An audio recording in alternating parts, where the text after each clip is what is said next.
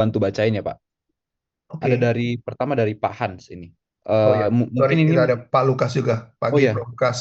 Ya, pagi Prof. welcome join. Pagi Pak Yulis, pagi Arci. Pak Yulis, ya saya udah Ya, join dari tadi saya mendengarkan. Terima kasih Pak penjelasan yang excellent. Kebetulan hari ini nggak ada tugas di kantor, jadi saya bisa oke. ikut. Ya, Biasanya ya. dengar rekamannya. Terima kasih Pak Yulis. Oke, makasih Prof. Yuk, silakan. Sorry, Archie. Ya, Iya, oke. Kita lanjut ya Pak.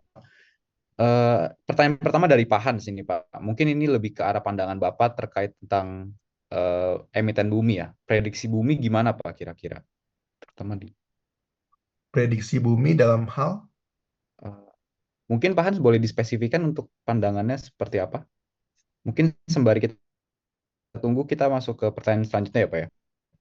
Ada Ya, dari Pak Randy. Selamat pagi Pak Julius, izin tanya mengenai wawancara bea cukai keluar untuk batu bara. Bagaimana pandangan Bapak mengenai hal tersebut Pak? eh, ya, bea cukai ini sebenarnya juga menarik ya. Jadi mungkin kita melihat bahwa negara juga sekarang lagi defisit APBN, jadi tentu saja perlu eh, masukan lebih banyak. Nah, salah satunya itu mungkin wacana dari Menteri Purbaya, Pak Menteri adalah untuk melakukan bea cukai. Bea cukai itu sebenarnya adalah export tax ya. Jadi setiap batu bara yang diekspor dari Indonesia sekitar 75% itu nanti akan kena export tax. Jadi dari sisi customer harus membayar. Nah, jadi ini sebenarnya agak mungkin agak ini juga sih agak memberikan katalis yang negatif ya karena em, akan memberikan katalis negatif untuk batu bara yang dibeli dari Indonesia. Karena bayangkan kalau kalau China misalnya membeli batu bara dari Australia itu mereka tidak tidak perlu membayar export tax ini gitu. Nah, Indonesia juga pernah menjalankan export tax ini sekitar 5-6 tahun yang lalu ya. Nilainya adalah sebesar 5% dari harga. Jadi selain royalti sebesar 13,5%, mereka juga mengenakan additional 5%.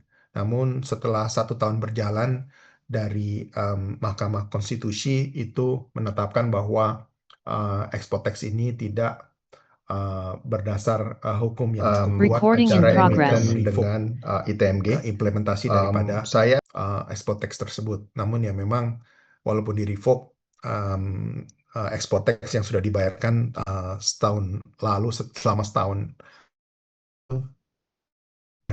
dari pemerintah. Jadi ya hanya dihentikan saja gitu. Nah, kemudian sekarang ini mereka mencoba lagi mempresentasikan ke parlemen dan parlemen sebenarnya sudah setuju. Jadi tinggal kapan akan dilakukan. Nah, mengenai besarnya ini terus terang kita belum tahu. Eh, Berdesir kabar itu mereka akan ngeplay per tier. Jadi yang diwacanakan adalah sebesar 5%, 8%, dan 11%. Namun untuk 5% itu apabila harga batu bara naik di atas 180 dolar. Um, oh sorry, bukan 180 dolar, 150 dolar. Jadi apabila harga batu bara dunia Global Newcastle Price itu di atas 150 dolar, itu mereka akan mengenakan sekitar 5%, kemudian di atas 180 dolar akan sebesar 8%, dan di atas 210 dolar, di atas 210 dolar menjadi 11%. Tapi ya again, ini masih merupakan wacana. Dan terakhir dari Pak Erlangga press conference di awal sebelum Lebaran ya, bilang bahwa mereka akan merevisi RKAB, volume RKAB, kemudian juga akan mengimplementasikan export tax. Um, tapi tanggal 25 ya kemarin atau 26 kemarin ditanyakan lagi, saya lihat dari media Pak Purbaya bilang, oh ya nanti kita akan implementasikan di tanggal 1 April ini. Tapi so far belum ada dan terakhir kemarin hari Jumat saya baca lagi di media kata Pak Bahlil kita tidak akan mengimplementasikan export tax di tanggal 1 April. Jadi ya again ini masih simpang siur, tapi yang jelas memang apabila export tax dilakukan, ya tentu saja akan membawa katalis negatif ya untuk industri batubara. Namun saya pikir sih ya personally saya melihat ya mungkin ini cuman hanya buat brainstorm aja ya, my personal opinion aja. Ini ada beberapa kepentingan. Kalau dari Pak Purbaya sebagai Menteri Keuangan, beliau tentunya perlu dana masuk lebih banyak ya untuk menutup defisit dari APBN. Ya tentu saja beliau insist banget ingin sekali ekspor tax ini dilakukan, sehingga akan ada dana masuk gitu additional. Namun mungkin dari Pak Bahlil sebagai Menteri SDM yang mungkin juga kepentingannya lebih ke arah royalti, toh saya royalti sudah dapat, jadi saya sebenarnya mau tujuan saya utama adalah menaikkan harga batu bara gitu loh. Dengan kalau kita masukkan ekspor tax itu, jadi malah nanti akan mengapa ya menghambat kenaikan harga batu bara karena orang jadi akan cenderung tidak akan membeli batu bara dari Indonesia gitu. Jadi ya kita mungkin saat ini kita tunggu saja ya bagaimana nanti perdebatan dan bagaimana nanti decision dari keputusan dari pemerintah ke depannya. Tapi yang pasti mungkin untuk 1 April ini dan ini sudah dekat ya, itu ekspornya tidak akan jadi diberlakukan untuk saat ini. Oke, Pak. Ini ada pertanyaan lanjutan juga, mungkin masih berhubungan dengan pertanyaan sebelumnya dari Pak Agus, terkait bagaimana impact pajak ekspor call 1% sampai 5%, Pak, mulai dari 1 April 2026 terhadap, mungkin ini lebih spesifik ke harga saham TMG untuk ke depannya, Pak.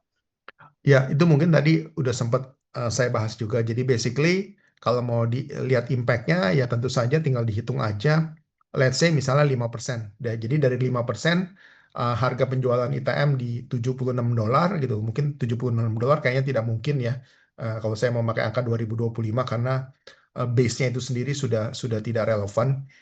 Jadi assuming misal let's say $90, dengan $90 itu dikalikan 5% itu merupakan biaya part of the biaya untuk ITM, dan impact-nya itu nanti ke bottom line adalah sebesar itu. Itu $90 dikali dengan 5% itu sekitar $4,5 ya. Ya, jadi cukup besar sih sebenarnya impact-nya itu sendiri. Jadi $4,5 tinggal dikalikan aja produksi dari ITM, nah itu akan impact kepada bottom line-nya. Oh, mungkin dikalikan dengan ini dulu ya, CIT ya, corporate income tax sebesar 22% gitu. Nah, itu jadi udah ketahuan sih sebenarnya impact-nya terhadap bottom line. Kalau dari share price mungkin agak sedikit jelimet ya, saya mungkin tidak bisa um, bicara juga mengenai impact daripada share price, tapi kalau memang teman-teman mau itu ya perlu ada financial model ya, valuation ya. Dari valuation itu dimasukkan faktor daripada cost untuk um, export tax ini sekitar 5% menambah biaya, sehingga dari situ valuation-nya turunnya seberapa besar gitu loh. Jadi ya mungkin ini apa sedikit saja sih sebenarnya sharing, tapi untuk angka resultnya mungkin itu cukup apa ya, cukup cukup rumit ya, mungkin perlu perlu ini. Tapi kalau dari teman-teman yang mau belajar mungkin nanti dari Prof Lukas bisa ada sesi untuk pembuatan valuation financial model. Nah itu sebenarnya bisa dihitung impact-nya gitu. Ya, Archie dan tim nanti siap ya assignment. Kita belajar ngitung pakai discounted cash flow. Ya, ini menarik sih sebenarnya Ya, Prof Lukas buat untuk apa training session gitu loh. Bikin iya betul. simulasi impact-nya bagaimana gitu. Ya, nanti kita simulasikan. Terima kasih Pak Yulis. Ya. Archie siap ya. Siap, Prof. Oke, kita lanjut ya, Pak. Ini ada dari Pak Randy lagi. Pak, untuk harga jual ITMG tujuan ekspor mengacu ke Newcastle Coal Price tidak ya, Pak? Karena kalau saya perhatikan antara Newcastle Coal Price dan ICI masih terdapat disparitas harga yang cukup jauh, dan Newcastle Coal Price sebenarnya menggunakan GAR berapa ya, Pak? Iya, betul. Jadi kita tidak jual 100% ke Newcastle Price. Newcastle Price itu biasanya untuk um, buyer dari Jepang. Jadi kalau di materi saya itu ada buyer dari Jepang, mungkin itu kita bisa pakai benchmark daripada Newcastle Price. Namun untuk customer dari China itu kita banyak memakai di ICI 2 dan ICI 3. Sedangkan untuk customer dari Indonesia, kita memakai benchmark $70 karena itu memang benchmark yang diberikan dari pemerintah Indonesia. Dan untuk India dan sebagainya mungkin benchmark di level ICI 3 dan ICI 4. India terutama di ICI 4 gitu. Jadi ini lebih ke arah mix daripada ASP gitu. Jadi ini juga menarik kalau teman-teman memang tertarik pengen mendapatkan gimana ASP-nya, itu mungkin bisa iseng-iseng memakai melihat dari portfolio negaranya kemudian dipakai aja. Tadi saya sudah jabarkan Jepang memakai Newcastle, kemudian China memakai ICI 2, kemudian India memakai ICI 4, sedangkan yang lain-lain Philippines dan sebagainya ICI 3 gitu. Jadi itu kurang lebih rata-rata, dan Indonesia mungkin memakai $70 benchmark gitu.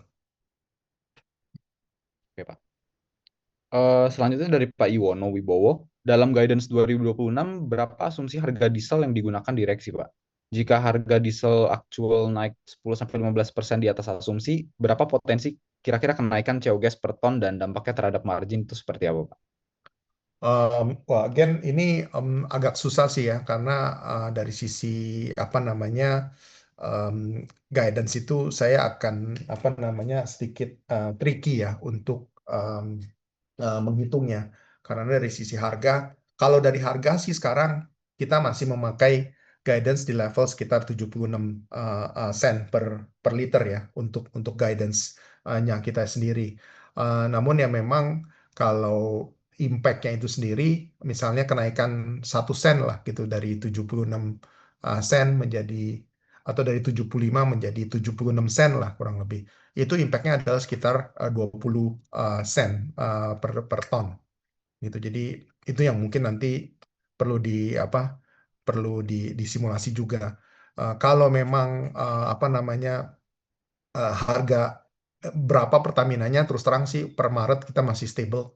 Tapi per April ini saya juga sebenarnya curious untuk tahu berapa sih BBM Pertamina ke depannya gitu. Saya dengar-dengar sih itu akan meningkat sekitar 20% ya untuk harganya. Jadi ya tentu saja ini nanti akan create kenaikan cost yang cukup signifikan gitu. Jadi umpamanya kalau misalnya dari 0,76 naik 20% ya gitu. Nah, itu berarti nanti per 1 sennya itu naik akan menjadi 20 sen per ton gitu. Nah, itu mungkin bisa dihitung sih. Oke. Ada dari Bu Lina, Pak. Terima kasih materinya. Kalau saya tadi tidak salah, tangkap ada rencana spin-off dari IBU. Apakah IBU ini net profit margin dan ROI-nya tinggi, Pak? Dan siapa perusahaan saingan paling dekat dengan ITMG di Indonesia, Pak? Oke, IBU itu sebenarnya adalah investment vehicle kita yang akan kita lakukan. Jadi maksudnya saya spin off itu adalah sekarang ini kan Indominco mempunyai uh, apa namanya pot sendiri, pot Indominco pot. Kemudian kita mempunyai Truba Indopot di Bunyut. Kemudian kita mempunyai Kitadin pot juga. Nah, rencana kita tuh adalah itu pot itu semua akan kita take out gitu loh dari Indominco. Jadi em, ke depannya itu potnya itu akan kita rubah menjadi public pot, dan itu nanti akan under di IBU. Tapi sekarang ini masih proses, karena sekarang ini kan pot di Indominco itu masih merupakan private pot, di mana itu hanya boleh digunakan untuk coal daripada Indominco dan coal yang kita blending dengan dari EBP gitu. Jadi EBP kalau jual ke Indominco kemudian kita blending, itu kita bisa loading dari Indominco pot. Nah, ke depannya kita rencana supaya cold blendingnya lebih mulus dan sebagainya, itu mau kita pisahkan dari Indominco. Jadi Indominco nanti kalau mau loading ke potnya dia itu nanti harus bayar gitu ke IBU. Tapi ya ini masih akan proses, mungkin at least mungkin 2027 atau 2028 kali mungkin prosesnya akan jadi gitu. Jadi eventually nanti IBU itu nanti akan punya penghasilan dari hasil sewa potnya mereka. Indominco, Truba, dan sebagainya itu harus membayar kepada IBU. Tapi tentu saja sewaktu di spin off, IBU mengambil pot-pot tersebut, IBU harus membayar apa namanya, membeli pot daripada Indominco, Truba, dan sebagainya. Jadi Indominco, Truba pertama nanti harus dapat uang dulu dari IBU, kemudian setelah itu kedepannya mereka akan menyewa dari IBU untuk pot yang mereka gunakan saat ini gitu. Kurang lebih seperti itu sih prosesnya. Nah, kemudian dari sisi um, apa namanya peersnya itu lebih ke arah kayak misalnya Bontang Coal Terminal. Bontang Coal Terminal dekat dengan BOCT. apa namanya, Bontang Coal Terminal itu Indominco. Saingannya itu mungkin nanti di dekat Balikpapan, namanya BCT Balikpapan Coal Terminal. Itu kepunyaan dari grupnya Bayan. Jadi saya melihat sebenarnya yang besar itu hanya dua itu untuk public pot ya saat ini ya di dekat-dekat Kalimantan Timur. Tapi kita sebenarnya tidak melihat itu sebagai saingan ya karena nantinya Indominco Pot, Trubaino Pot dan sebagainya lebih banyak akan untuk blending daripada hasil yang dari EBP jual. Kemudian nanti kita akan blending, kita akan loading ke masing-masing pot tersebut gitu. Jadi tidak terlalu banyak saingan lah saya bilang. Oke, Pak. Selanjutnya dari Bu Sulasti. Selamat pagi Pak Julius, izin tanya, apakah ITMG sudah mendapatkan tambahan order yang konkret dari Filipina atau kawasan lainnya di Asia sehubungan dengan masalah Selat Hormuz? Atau cuma harga call yang naik tapi kenyataannya tambahan order belum juga kelihatan? Dari sisi demand itu sudah meningkat. Philippines, Jepang, Korea, Taiwan, itu kita sudah mendapatkan permintaan yang lebih banyak. Nah, ini sebenarnya disebabkan karena Jepang misalnya sebelumnya itu kan bergantung sama nuklir, sama LNG. Tapi sekarang pasokan LNG kan berkurang. Jadi mereka juga kesusahan, mereka takut energi akan berkurang. Mereka udah reopen, mereka buka beberapa coal based power plant mereka yang tidak terlalu efisien dibandingkan dengan LNG base. Itu mereka sudah buka. Nah, untuk itu jadi mereka minta tambahan supply untuk ke sana gitu. Jadi sebenarnya kita sudah melihat itu, namun kita terus terang masih berhati-hati juga. Kita noted, aware, cuman jawaban kita ya masih kita masih consider ya. Karena kita juga takut nih dengan kuota yang kita dapatkan sekarang itu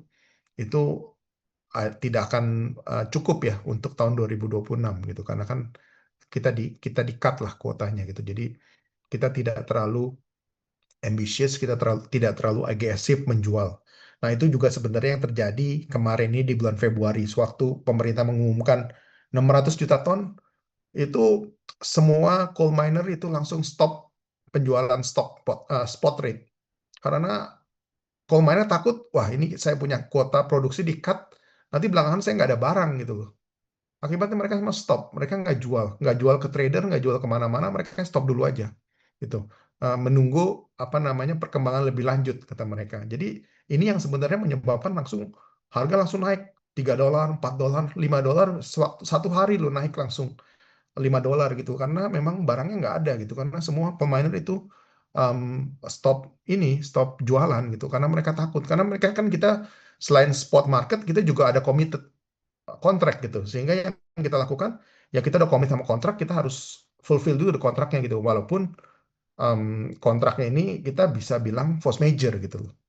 Nah itu jadi sebenarnya yang kita sekarang masih berhati-hati melihat situasi yang masih belum jelas saat ini gitu. Tapi demand itu udah naik, udah meningkat saya lihat. Oke, Pak. Selanjutnya ada dari Mr. Paul. Selamat pagi Pak Julius, izin tanya, bagaimana cara perhitungan ASP di setiap tahunnya Pak? Untuk harga jual, apakah ada seperti sistem kontrak, misalkan harga flat selama beberapa bulan, ataukah harga jual ditetapkan berbeda di setiap transaksi penjualannya? Dan apakah semua perusahaan call menggunakan cara yang sama seperti ITMG enggak Pak? Terima kasih. Saya tidak terlalu tahu ya di yang perusahaan-perusahaan lainnya, tapi saya percaya kurang lebih akan sama. Di ITM itu sendiri biasanya itu ada tiga macam. Yang pertama itu adalah contracted volume. Setiap tahunnya mereka sudah kontrak volume, tapi price-nya itu langsung fix. Dan ini biasanya sedikit di awal-awal di depan kontraknya itu mereka akan banyak volumenya. Misal customer dari Jepang datang ke Indonesia negosiasi dari total misalnya setahun misalnya mereka ingin membeli sekitar 3 juta ton, mereka akan komit dulu mungkin sekitar 1 juta ton pas mereka datang. Dari 1 juta ton itu mungkin yang dimasukin let's say 250, 250, 250. Untuk triwulan pertama dan triwulan kedua mereka akan komit price dan volume. Tapi untuk triwulan ketiga dan keempat mereka tidak komit price. Mereka hanya komit volume gitu. Jadi itu yang disebut dengan floating, ya, apa namanya, price. Nah, itu yang biasanya terjadi. Dan yang ketiga itu yang customer tiba-tiba datang dari Korea, oh saya mau beli tambahan gitu loh. Kecil-kecil gitu, sedikit-sedikit gitu. Spot rate dan saat ini nilainya gitu. Jadi itu mungkin tetap masuk ke dalam kategori fix tapi tidak ada kontrak panjang gitu. Sehingga itu merupakan apa namanya, blending antara tidak ada kontrak tapi price-nya di fix gitu. Jadi ada tiga macam, satu fix price dan fix volume. Kedua, price-nya nanti berdasarkan harga delivery tapi volume-nya sudah di fix. Ketiga, price-nya di fix tapi volume-nya only one time gitu, short. Itu yang disebut dengan spot gitu. Jadi kita biasanya ada tiga jenis seperti itu. Oke, Pak. Eh, Selanjutnya ada dari Pak Joseph. Pagi Pak Julius, dengan harga LNG yang mungkin high base, apakah ada pandangan dari Banpu atau policy company ke arah DME untuk low calorie atau ada kerjasama dengan tambang lain, Pak? Di mana dari seperti PTBA dan juga Pegas sudah mulai implementasi dan butuh berapa lama apabila jalan kira-kira mulai dirasakan, Pak? Untuk DME itu sebenarnya tergantung, itu sebenarnya part of the apa namanya, downstreaming ya. Jadi di mana kita mencoba untuk mencari produk lain di luar batu bara tapi asal dari batu bara. Nah, itu tentu saja tertentu ya, tidak bisa semua perusahaan melakukan DME. DME itu lebih banyak kepada perusahaan batu bara yang mempunyai calorific value-nya rendah gitu. Jadi mereka instead of jual sebagai batu bara, mereka akan jual dalam bentuk lain gitu loh. Nah, ini yang untuk kasusnya ITMG, ini batu bara kita kebanyakan lebih ke arah calorific medium to high CV gitu, sehingga kita tidak bisa melakukan project DME seperti di PTBA gitu. Jadi sebenarnya tergantung daripada kualitas daripada batu bara masing-masing perusahaan sih. Sebenarnya nggak semua coal mining bisa melakukan DME. Oke, Pak. Eh, ada dari Bu Lina, dengan adanya kuota-kuota RKAB ini, perkembangan revenue dan rugi laba jadi nggak alami, tapi seakan dikendalikan RKAB dengan bonus kenaikan harga call. Apakah akan membuat stuck dan tidak bisa growth selama ada batasan RKAB, Pak? Em, Setiap tahun semua perusahaan batu bara selalu mengacu kepada RKAB karena batu bara itu bukan milik dari perusahaan. Jadi perusahaan itu, even PTBA itu merupakan, dibilangnya di kontraknya itu adalah subkontraktor daripada pemerintah. Jadi pemerintah yang mempunyai reserve itu, karena itu kan mungkin batu bara itu ada di negara Indonesia gitu. Jadi batu bara itu milik negara, ITMG masuk itu menjadi subkontraktor daripada pemerintah. Kita menggali batu bara, kemudian sebagai gantinya setiap penjualan kita 13% untuk ITMG ya, tapi kalau untuk AADI dan sebagainya mungkin mereka kontraknya berbeda, itu mereka ada yang sekitar 22%-an sampai 27% untuk royaltinya. Nah, jadi kita membayar 13,5% royalti kepada pemerintah untuk apa namanya, untuk ongkos sebagai subkontraktor. Selebihnya, konsekuensinya adalah batu bara kita jual itu sebagai 13,5%, cost kita tanggung sendiri, sisanya sebagai profit kita itu buat kita gitu. Jadi mekanis skemanya itu adalah begitu. Kita jual, costnya kita tanggung sendiri, terus kita harus bayar franchise fee 13,5% kepada pemerintah dan sisanya profitnya kita ambil gitu. Nah, itu yang sebenarnya dilakukan sih. Sehingga dengan itu pemerintah sebagai pemilik batu bara itu mereka menerapkan peraturan bahwa produksi yang batu bara yang diproduksi oleh setiap perusahaan setiap tahunnya itu harus dapat approval mereka yang disebut dengan RKAB. Dan ya memang terus terang em, apa maunya ini tergantung dari pemerintah punya appetite ya. Nah, selama beberapa tahun itu kelihatannya mungkin ya saya juga nggak tahu apa yang di ini, tapi kemungkinan besar yang dipikirkan dari pemerintah adalah, oh harganya segini rendah gitu, misalnya di level $100, RKAB tetap normal seperti biasa. Yang kita lakukan adalah kita approve RKAB sebanyak mungkin. Jadi volume kita banyakin gitu, sehingga royaltinya akan lebih banyak gitu. Nah, mungkin ya tahun ini dengan adanya pemerintahan Pak Prabowo dengan Pak Bahlil berpikir, oh kita mungkin jangan tingkatkan produksi batu bara, kita rem produksinya supaya supply turun, kita main di price biar price-nya naik gitu. Jadi itu strateginya beda gitu. Jadi sebelumnya itu kelihatannya volumenya digenjot naik supaya royalti lebih banyak. Nah, sekarang untuk mendapatkan royalti yang banyak atau sama juga, mereka akan turunkan volume sehingga price-nya yang akan supaya genjot gitu loh. Nah, cuman ya itu kan sebenarnya perbedaan seperti itu kan harus dilakukan secara apa ya, dipikirkan secara matang, kemudian gradually gitu loh. Kalau menurut saya, kalau ini kan tiba-tiba di-cut ya mungkin bagus gitu loh, tapi dampaknya apa juga bagaimana kita belum tahu. Kita melihat juga sebenarnya China sebagai main importer ya, 40%. Itu begitu batu bara Indonesia di-cut, itu mereka juga bisa ada opsi untuk meningkatkan produksi batu bara dalam negeri mereka kan gitu. Sehingga misalnya dari produksinya turun dari tahun lalu 790 turun ke 600, China yang sebelumnya impor 400, ya mungkin mereka can afford import only $200, 200 juta ton gitu loh, setengah. 200-nya lagi mereka produksi dalam negeri aja. Produksi mereka dalam negeri itu sekitar 3,3 miliar gitu setiap tahunnya gitu. Jadi mereka impor 400 juta ton itu gampang sekali, Iwan, kalau mau ilangin 400 juta tonnya gitu loh. Karena kecil sekali gitu impact-nya. Tapi kalau ke global seaborne gitu yang sebenarnya size pie-nya itu aja hanya 1 miliar ton, 400 juta ton itu 40%. Begitu itu hilang ya 40%. Itu pasti akan shrinking gitu loh dari sisi itunya. Supply-nya akan kebanyakan gitu loh.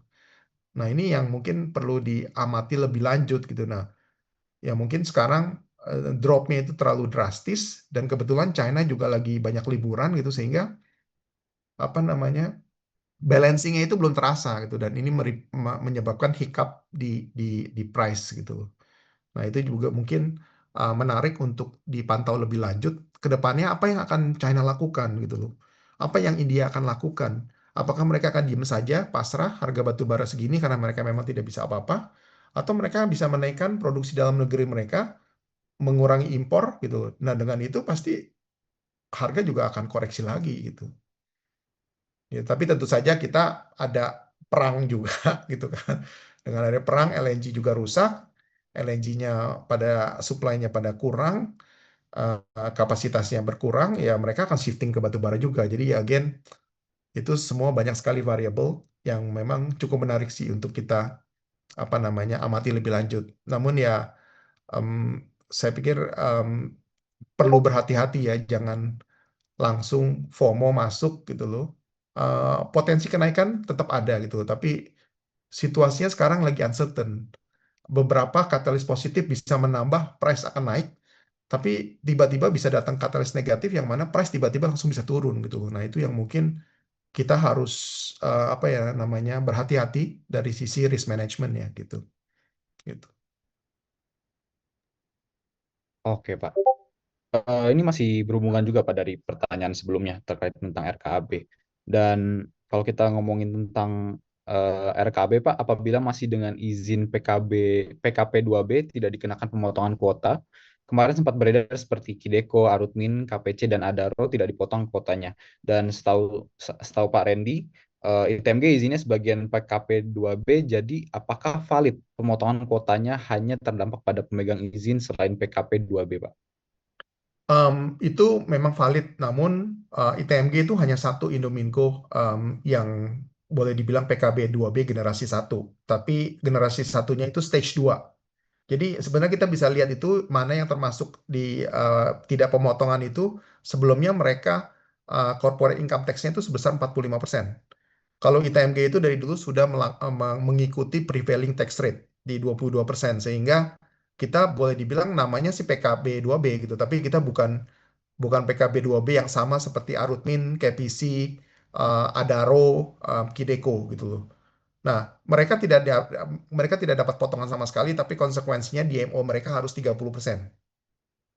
Kita kena potong, tapi DMO kita 25%. Itu sih perbedaannya. Oke, Pak. Em, Mungkin teman-teman ada yang mau ingin bertanya lagi, Pak? Bertanya lagi?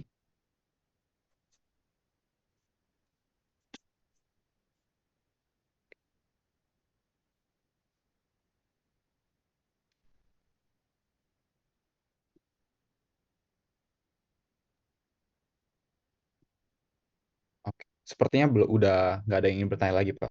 Belum ada yang Ya, masuk lagi. Oke. Mungkin Prof. Lukas ada yang ingin disampaikan. ya baik. Dari saya tidak ada pertanyaan, sudah terwakili ya oleh teman-teman di sini dan jawabannya juga sangat detail, excellent. Teman-teman, Pak Julius ini, beliau ini sudah support Hungry Stock nih ya sejak pandemi ya Pak Julius 2020. Kita ngalamin harga ITMG 6.000 naik sampai hampir 50.000 ya, dan sudah terima dividen yang banyak dari ITMG juga. Jadi saham ITMG ini sempat jadi saham favorit ya, dewa penyelamat kita saat pandemi. Banyak member kita yang dapat profit yang besar nih dari kenaikan harga sahamnya. Dan sempat turun agak tertahan stagnan di sekitar 22.000, 23.000 ya Pak Julius. Em, tapi kemudian mungkin juga karena ada isu pemotongan RKAB juga ya. Tapi nggak lama memang hoki kita ya Pak, ada, tapi ini ironis juga ya, kita sebenarnya tidak mengharapkan adanya perang ini, tapi ya terjadi perang ya. Harganya naik kembali, sempat kemarin di atas 30.000. Tapi saya senang ketika Pak Yuli selalu mengingatkan tentang risk management ya. Jangan FOMO, dan terutama harus hati-hati kalau harga udah naik tinggi dalam waktu cepat ini. Karena secara selalu ada katalis positif dan negatif. Ya, karena kalau perangnya berlanjut terus seperti ini juga tentunya akan mengganggu perekonomian global ya, dengan harga energi yang begitu tinggi. eh, Mungkin juga akan bisa mempengaruhi dari sisi demand-nya ya Pak Yulius ya. Ini. Dan kita juga nggak pernah tahu Trump ini seperti apa. Ya, kayaknya sih kalau melihat berita-berita itu naga-naganya ingin cepat selesai, dia udah pusing juga kan, karena harga Betul. minyak itu kan udah naik. Bahkan di Amerika saya dengar dari teman saya ini udah naik hampir 2 kali lipatnya ya Pak Yulis. Ya. Jadi pasti ada tekanan-tekanan juga. Dan dari berita-berita juga kita tahu bahwa Amerika mungkin kaget juga Trump bahwa Iran ini cukup resilient ya, tidak tidak mudah ditaklukkan gitu. Ya. Baik, oh ya teman-teman, Pak Yulis ini juga beliau adalah honorary member kita, jadi beliau selalu bersama kita, tapi Pak Yulis ini independen. Dan tahu tentang hari stop kita ini kan tidak pernah mau pom-pom sebuah saham ya Pak. Jadi kita selalu mengutamakan edukasi ya.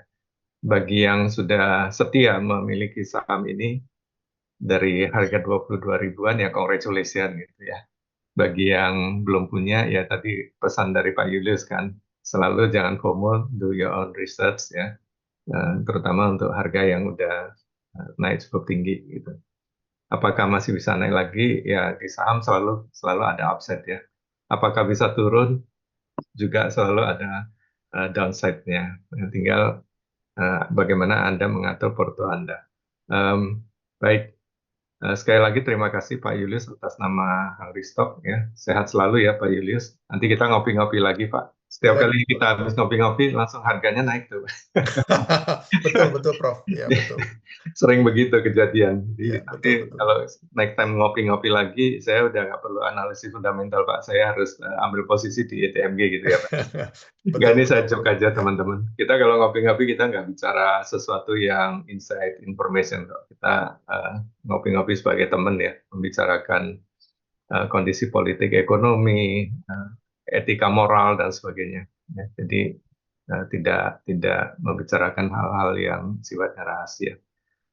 Baik, Aci, terima kasih. Pak Yulis mungkin ingin sesuatu yang ingin disampaikan sebelum kita tutup. Ya, ya mungkin pertama-tama terima kasih juga Prof. Lukas dan teman-teman. Saya sudah diundang lagi ya. Memang Ya, apa kita reguler untuk update ya, perkembangan dari ITM dan juga call market ya. Ya memang seperti yang tadi Prof. Lukas bilang juga ya memang kita ini terus terang very uncertain situation saat ini. Bukan hanya di batu bara, di nikel dan sebagainya. Jadi penting sekali bagi teman-teman untuk jangan FOMO dan all in ya, terutama ya. di saat sekarang ini. Ini saya masih agak takut untuk apa namanya um, di second semester kalau memang kejadian segini kan mungkin pastinya dari seluruh mining contractor bisa akan lose the job gitu loh. Nah Ya. ini yang kalau kita memang kuotanya di-cut, berarti kan nggak ada kerjaan lagi di Hmm, semester 2 mungkin di triwulan keempat. Nah ini yang jadi sebenarnya big question lagi apa yang pemerintah akan lakukan. Dan so hmm, far ini dari pemerintah ya terus terang belum satu suara ya. Di ya. satu pihak Pak Purbaya ngomong seperti ini, nanti sebelumnya Pak Erlangga, kemudian Pak Purya ngomong begini, kemudian nanti kedua hari kemudian Pak Bahlil ngomongnya seperti apa lagi gitu, beda Hmm, lagi gitu. Jadi again ini mungkin koordinasi juga masih simpang siur di pemerintahan ya. dan tentu saja keadaan situasi sangat tidak menentu gitu loh. Indeks juga kita bisa lihat setelah Lebaran dibuka itu langsung naik kenceng, tapi Hmm, 2 hari kemudian hari kedua hari ketiga itu turun-turun lagi gitu. Jadi hmm, ya ini bisa up and down gitu. Jadi ya itu yang perlu teman-teman waspadai gitu. Jangan sampai all in dan ini juga kebetulan dari Prof. Lukas kan ini grup fundamental ya. Kita bukan ya, apa namanya yang broker yang bukan investor yang masuk hari ini besok keluar gitu. Jadi kita ya, harus benar-benar make sure company-nya cukup kuat gitu loh, fundamentally dan ya. sebagainya. Jadi itu aja sih sebenarnya. Dividend wise kita masih menunggu 2 minggu lagi. Hmm, Um, Definitely Banpu atau ITM tetap komit memberikan dividen. Namun ya. ya memang kita harus lihat dari situasi saat ini sih, dari gejolak-gejolak yang saat ini sedang terjadi. Kita mungkin perlu berhati-hati. Mungkin itu Ya. saja sih, Prof. Lukas. Ya, Oke, baik Pak Julius. Sehat selalu Pak, all the best buat Pak Julius dan juga ITMG ya Pak ya. ya, sama-sama, Prof. Ya, Ya, baik. Pak. Terima Ya, kasih terima kasih teman-teman Aci. semuanya. Ya, Yuk, sampai terima ketemu kasih. lagi Pak Julius. Baik, teman-teman, kita lanjut sesi berikutnya dengan Pak Niko. Selamat pagi Pak Niko Lawrence. Pagi, Prof. Lukas. Ketemu lagi setelah Recording libur stopped. Lebaran. Minal aidin ya, Prof. Kalau ada dosa-dosa, Sama-sama Pak, kita kosong-kosong lagi Pak. Habis kalau itu ada tetap aja Recording in rekomendasi-rekomendasi yang bikin progress. bikin ya, nyangkut juga minta maaf ya, Prof. tapi banyak yang naik juga ya. Itu pentingnya diversifikasi kan Pak. Ada yang naik, ada yang turun. Kayak Peter Lynch bilang kan, kalau porto Anda berisi 5 saham, itu ada 3 yang naik, 1 yang turun, 1 yang stuck gitu. Jadi pentingnya diversification. Oke Pak Niko, kita langsung gaspol aja. Silakan Pak. Siap. Izin Oke. nyimak aja. Oke, Prof. Oke, pagi teman-teman semuanya. Minal aidin dulu buat teman-teman yang merayakan. Mohon maaf kalau di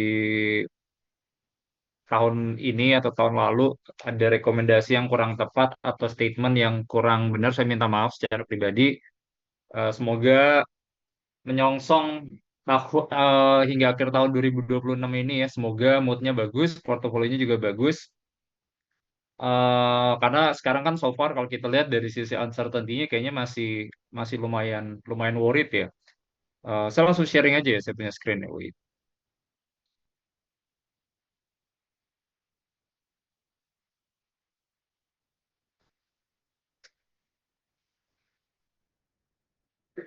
Oke, oke, kita langsung bahas marketnya aja ya.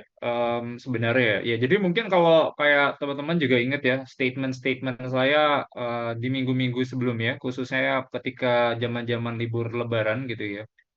Saya takut gitu ya, maksudnya kalau kita libur panjang, uncertainty-nya kan banyak ya. Somehow juga orang kayaknya agak trauma di April tahun lalu, itu pasar kan kita kena tarif. Nah, di posisi sekarang pun juga kemarin saya juga agak hati-hati nih, maksudnya karena ada some things yang sebenarnya masih belum ke price in ke ISG-nya gitu ya. Either nanti keluar misalnya blokade total gitu ya, atau misalnya tiba-tiba obligasi di Amerikanya itu naik signifikan, atau tiba-tiba ada something yang sebenarnya kayak konsensus belum masukin nih ke dalam si harganya itu tadi. Nah itu saya worried gitu ya. Makanya saya terakhir kan cerita ya bahwa posisi saya di saham itu saat ini by asset allocation equity itu cuma seperempat, seperlima, seperempat, 20% sampai 25% gitu ya. Dan saya udah kurangin total ya, mungkin teman-teman tahu saya salah satu big fansnya emas, EMAS gitu ya. Dan emang saya tunggu satu gas itu ketika si GDXJ-nya dia masuk gitu ya, GDXJ-nya dia masuk. Nah, saya habis itu keluarin penuh. Semuanya saya beresin. Nggak ada satupun yang masih saya pegang. Cuman masih ada exposure-nya di MDKA sebenarnya indirect. Nah, kenapa gitu ya? Maksudnya kalau dari saya pribadi sih sebenarnya emang lihatnya emas nih biasanya kalau kita ngelihat cycle-cycle yang dulu, zaman-zaman misalnya dulu 1970 lah, kita yang orang bandinginnya paling mirip sama sekarang gitu ya. Itu biasanya tuh emas ini kan yang paling penting ini kayak comparing sama aset yang lain.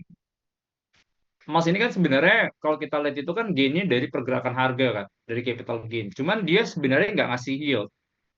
Beda nature-nya misalnya kayak dividen punya saham misalnya punya dividen, dia punya equity capital gain.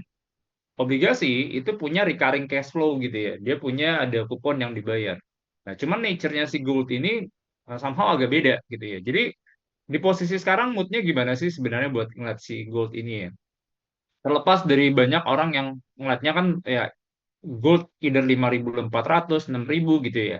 Saya masih punya mindset yang positif ya. Cuman kalau dari saya, at least in the short term, ini yang saya agak, kenapa saya mungkin agak sedikit hati-hati dulu buat gold. Karena kalau kita ngelihat di Amerika ini kan sebenarnya obligasinya bunganya lagi naik. Yield obligasi Amerika itu yang 10 tahun, 20 tahun lagi naik. Saya coba cekin beberapa negara gitu ya. Jepang itu naiknya banyak. Australia juga kemarin yieldnya juga naik banyak gitu ya. Beberapa negara Eropa tuh naiknya banyak. Nah, jadi artinya sebenarnya kan kalau yield obligasi itu naik banyak, berarti secara positioning mereka tuh lagi ngurangin obligasinya. Jadi harganya turun, yieldnya jadi naik gitu kan. Nah, cuma somehow pasti kan ada inflection nih nanti. Ketika misalnya yieldnya attractive enough untuk attract dari orang-orang itu, oh ini enak nih sebenarnya. Karena kita dapat recurring cash flow gitu ya, beda sama si goldnya itu tadi. Nah, jadi biasanya kalau misalnya seperti itu, asset allocation wise, orang pasti lebih suka yang sebenarnya ngasih cash flow. Nah, jadi pindahlah dari si emas itu ke gold. Nah, itu yang pertama. Kedua, sebenarnya gini. Nah, posisinya sekarang ini kan sebenarnya orang paling takut adalah inflasi. Jadi kalau kita lihat ekspektasi inflasi itu bahkan udah lebih tinggi dibandingkan dalam beberapa tahun terakhir ya posisi sekarang ya. Dan kalau kita lihat data yang terakhirnya juga, orang kan paling takut itu kan kalau kita lihat kan patokannya semua orang itu adalah bank sentralnya Amerika kan. Nah, si bank sentralnya Amerika itu tuh udah ngasih ngasih sinyal gitu. Jadi kemarin kan kalau kita ngeliat di meeting terakhir itu sebenarnya 11 orang itu belum mau pangkas suku bunga. Cuman gubernur The Fed si Miran itu yang dipilih sama si Trump itu yang mau suku bunga itu turun. Jadi 11-1. Nah, cuman kalau kita lihat posisi sekarang gimana? Nah, Bapak Ibu kalau coba cek datanya eh, Fed Watch Tools, Bapak Ibu bisa ketik ya eh, di di Google gitu ya, Fed Watch Tools. Nah, itu adalah ibaratnya namanya implied probability kenaikan suku bunga.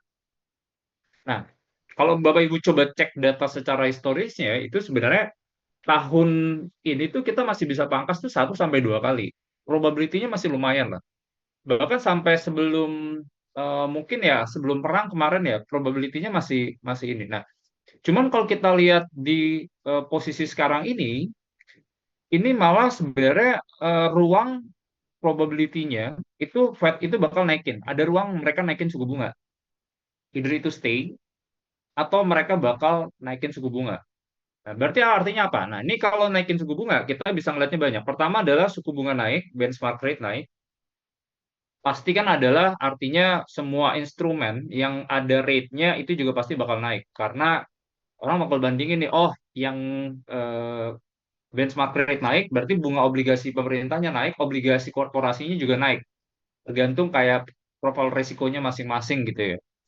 Nah, kalau misalnya semuanya udah pada naik, biasanya kan ada kecenderungan itu orang akan ada dorongan buat ambil si US dollar karena attractive enough gitu ya. Dia ngasih US dollar. Nah, biasanya ketika posisi-posisi seperti ini ada ruang at least ya in the short term dulu ya. Kita bahasnya in the short term. Itu saya lihat sebenarnya US dollar ada ruang mengalami penguatan. Jadi selain orang ambil si US Treasury-nya in the short term, sama mereka ngelihat bahwa si US dollar ini atau DXY ini adalah instrumen yang safe haven. Means apa? Berarti artinya nih dolar indeks menguat. Kelihatan makanya kalau kita tuh sekarang posisi DXY itu kan naik terus ya. Terakhir kayaknya tuh sekitar 99 ya DXY. Nah, jadi artinya kalau misalnya orang beli komoditi, itu tuh biasanya mereka tuh belinya pakai kayak gold gitu ya. Gold itu tuh masih jadi apa ya? Masih semua lah. Transaction komoditi itu biasanya orang di value-nya pakai gold. Nah, jadi ketika misalnya di XY-nya itu lagi menguat, waduh, mahal nih buat beli emas ini tuh jadi mahal karena si dolar itu pun lagi menguat terus. Nah, jadi kecenderungannya orang nanti dulu deh si emasnya. Akhirnya ya udah. Jadi kalau kita lihat kan emas itu mengalami penurunan ya. Dan kalau yang saya lihat terakhir itu Bapak Ibu bisa ngeliat nih movement gold ini salah satunya kan di drive sama ETX ya. ETF sorry. Bapak Ibu bisa cekin tuh pergerakan-pergerakan dari misalnya ETF-ETF belakangan gitu. Cuma kalau misalnya kita cek 1 bulan terakhir nih, saya lagi lihat si yang gede, yang kemarin si eh, BRMS, Aman, PSAB, emas itu naik gitu ya, itu ada GDX. Itu yang si Vancek itu 1 bulan terakhir ini turun tuh 25,9%. Kalau kita lihat yang itu yang GDX ya, kalau kita lihat yang GDXJ 1 bulan terakhirnya tuh turunnya lebih dalam 29,2%. Nah, jadi artinya apa sebenarnya? Perspektifnya adalah si ETF ini orang lagi ngurangin juga positioningnya gitu. Jadi ibaratnya kalau mereka ngurangin ETF, ETF itu banyak perusahaan-perusahaan yang kayak ada kita gitu ya salah satunya. Wah itu udah banyak lah membersnya tuh yang di US tuh yang gede-gede itu ada di dalam semua. Nah berarti artinya nih gold nih in the short term saya lihat masih agak kurang menarik. Makanya saya sedikit ngurangin positioning saya buat si gold ini ya. Bukan sedikit malah. Totally saya lagi kurangin dulu. Tunggu sinyal yang sebenarnya kita bisa lebih pede lagi buat masuk ke goldnya. Nah, jadi itu sih sebenarnya tesisnya ya. Cuman macro play-nya sekarang apa sih sebenarnya? Nah, macro play-nya ini banyak yang sebenarnya saya masih nggak terlalu paham gitu ya. Maksudnya bukan nggak terlalu paham sih. Saya masih banyak something yang belum saya bisa masukin ke variabel-variabelnya. Karena contohnya masalah Selat Hormuz akan dibuka apa enggak. Dulu kan orang kita punya ekspektasi bahwa kayaknya nih selat kayaknya harusnya aman gitu ya. Kayaknya perang ini biasanya sifatnya temporary gitu ya. Karena kalau kita lihat nature perang-perang ini biasanya koreksi penurunannya drawdown-nya nggak banyak, biasanya 5-10%. Nah, something yang waktu itu kayak kita juga kayaknya orang juga lumayan missing gitu ya. Ternyata ada keterlibatan si Selat Hormuz. Nah, jadi si Selat Hormuz itu kan ya kita tahu ya bahwa itu 20% energi dari situ. Jadi mati semua gitu. Jadi kalau kita lihat dari posisi yang sekarang ya si Trump itu si Iran itu terakhir kan sebenarnya kasih izin buat kapal-kapal lewat. Cuman yang aliansinya mereka aja. Nah, cuman saya cek yang terakhir nih saya coba lihat ini kapal-kapal yang dari kapal dari India sama yang dari China itu katanya nggak boleh lewat gitu. Jadi kalau kita lihat dari sisi kayak citra satelitnya ini nggak boleh lewat sebenarnya. Nah, berarti artinya artinya berarti total ini si selatnya ditutup. Wah, ini kita kita juga lumayan worried nih karena awal-awalnya kan mikir oke nya India, China nih masih boleh lewat. Cuman kayak terakhir itu nggak boleh gitu. Jadi total tutup. Udah play-nya kita nggak tahu nih seperti apa gitu. Jadi ekspektasinya minyak ini yang saya lihat masih ada ruang kenaikan, masih sangat ada gitu ya.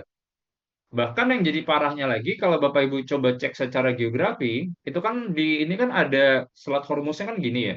Bawahnya kan ada Arab kan, atasnya kan Iran. Nah, si Arab ini bawahnya kan ada Yemen. Yemen itu tuh ada satu selat juga, aduh saya lupa ya, nama selatnya apa gitu ya. Nah, itu tuh yang sebenarnya 10% minyak itu juga lewat situ. Jadi Arab tuh biasanya kan either dia nganternya dari atas atau dia nganternya dari bawah. Eh, oh, sorry, namanya Bab El Mandeb. Itu Bapak Ibu coba cek di bawah tuh, Selat Bab El Mandeb itu tuh bisa kontribusi sekitar 10% buat oil, 15% buat LNG. Itu sih yang megang bukan Iran, Yaman. Nah, si Yaman ini juga udah kayak ngasih statement bahwa wah, kita juga support nih Iran gitu ya. Kita aliansinya Iran. Jadi dia banyak kan sekarang ramenya nih negara-negara Islam harus bersatu. Nah, ini yang saya sebenarnya agak-agak lumayan worried. Wah, minyak nih mau kemana pergerakannya? Dan akhirnya pun negara-negara ini juga pada takut nih semuanya. Si Rusia bilang, yaudah deh kita nggak mau ekspor gas dulu, kita nggak mau jualan minyak gitu ya. Sebelumnya kan si Amerika kasih sanksi kan. Wah ini ya sebenarnya banyak variabel-variabel yang saya masih agak lumayan takut. Nah jadi eh, itu yang saya sebenarnya masih lumayan worried ya. Kedua adalah itu posisi sekarang, em, negosiasinya akan seperti apa gitu ya. Kita nggak tahu nih outcome-nya. Apa sih yang sebenarnya Trump mau achieve ya di sini ya? Karena kan yang tadi kayak Prof. Lukas juga, Pak Julius juga udah kasih statement bahwa ini udah terlanjur basah gitu ya, udah kecemplung. Nah, ujungnya akan seperti apa gitu ya. Nah, ujungnya menurut kita tough ya. Ujungnya ini lumayan tough ya. Karena di satu sisi pertama, mereka harus ada negosiasi. Mereka harus ada negosiasi, cuman Irannya nggak mau gitu ya. Irannya nggak mau, si Amerikanya sih kalau bisa pengen ada negosiasi. Nah, kalau misalnya nggak ada negosiasi, ujung-ujungnya berarti apa? Mereka si US mungkin akan lebih all in. Ngapain yang paling signifikan? Kita bakal deploy, kita punya pasukan darat. Kan kemarin ada tambahan rencananya 10.000. Nah, cuman selalu tuh yang ibaratnya ketika misalnya zaman-zaman, kan ini mungkin 10.000 nggak signifikan ya. Cuma kalau kita ngelihat kayak tren-trennya Irak, sorry, Amerika, Amerika tuh kalau zaman-zamannya perang ini, saya juga lagi baru belakangan nih belajar ini soal perang.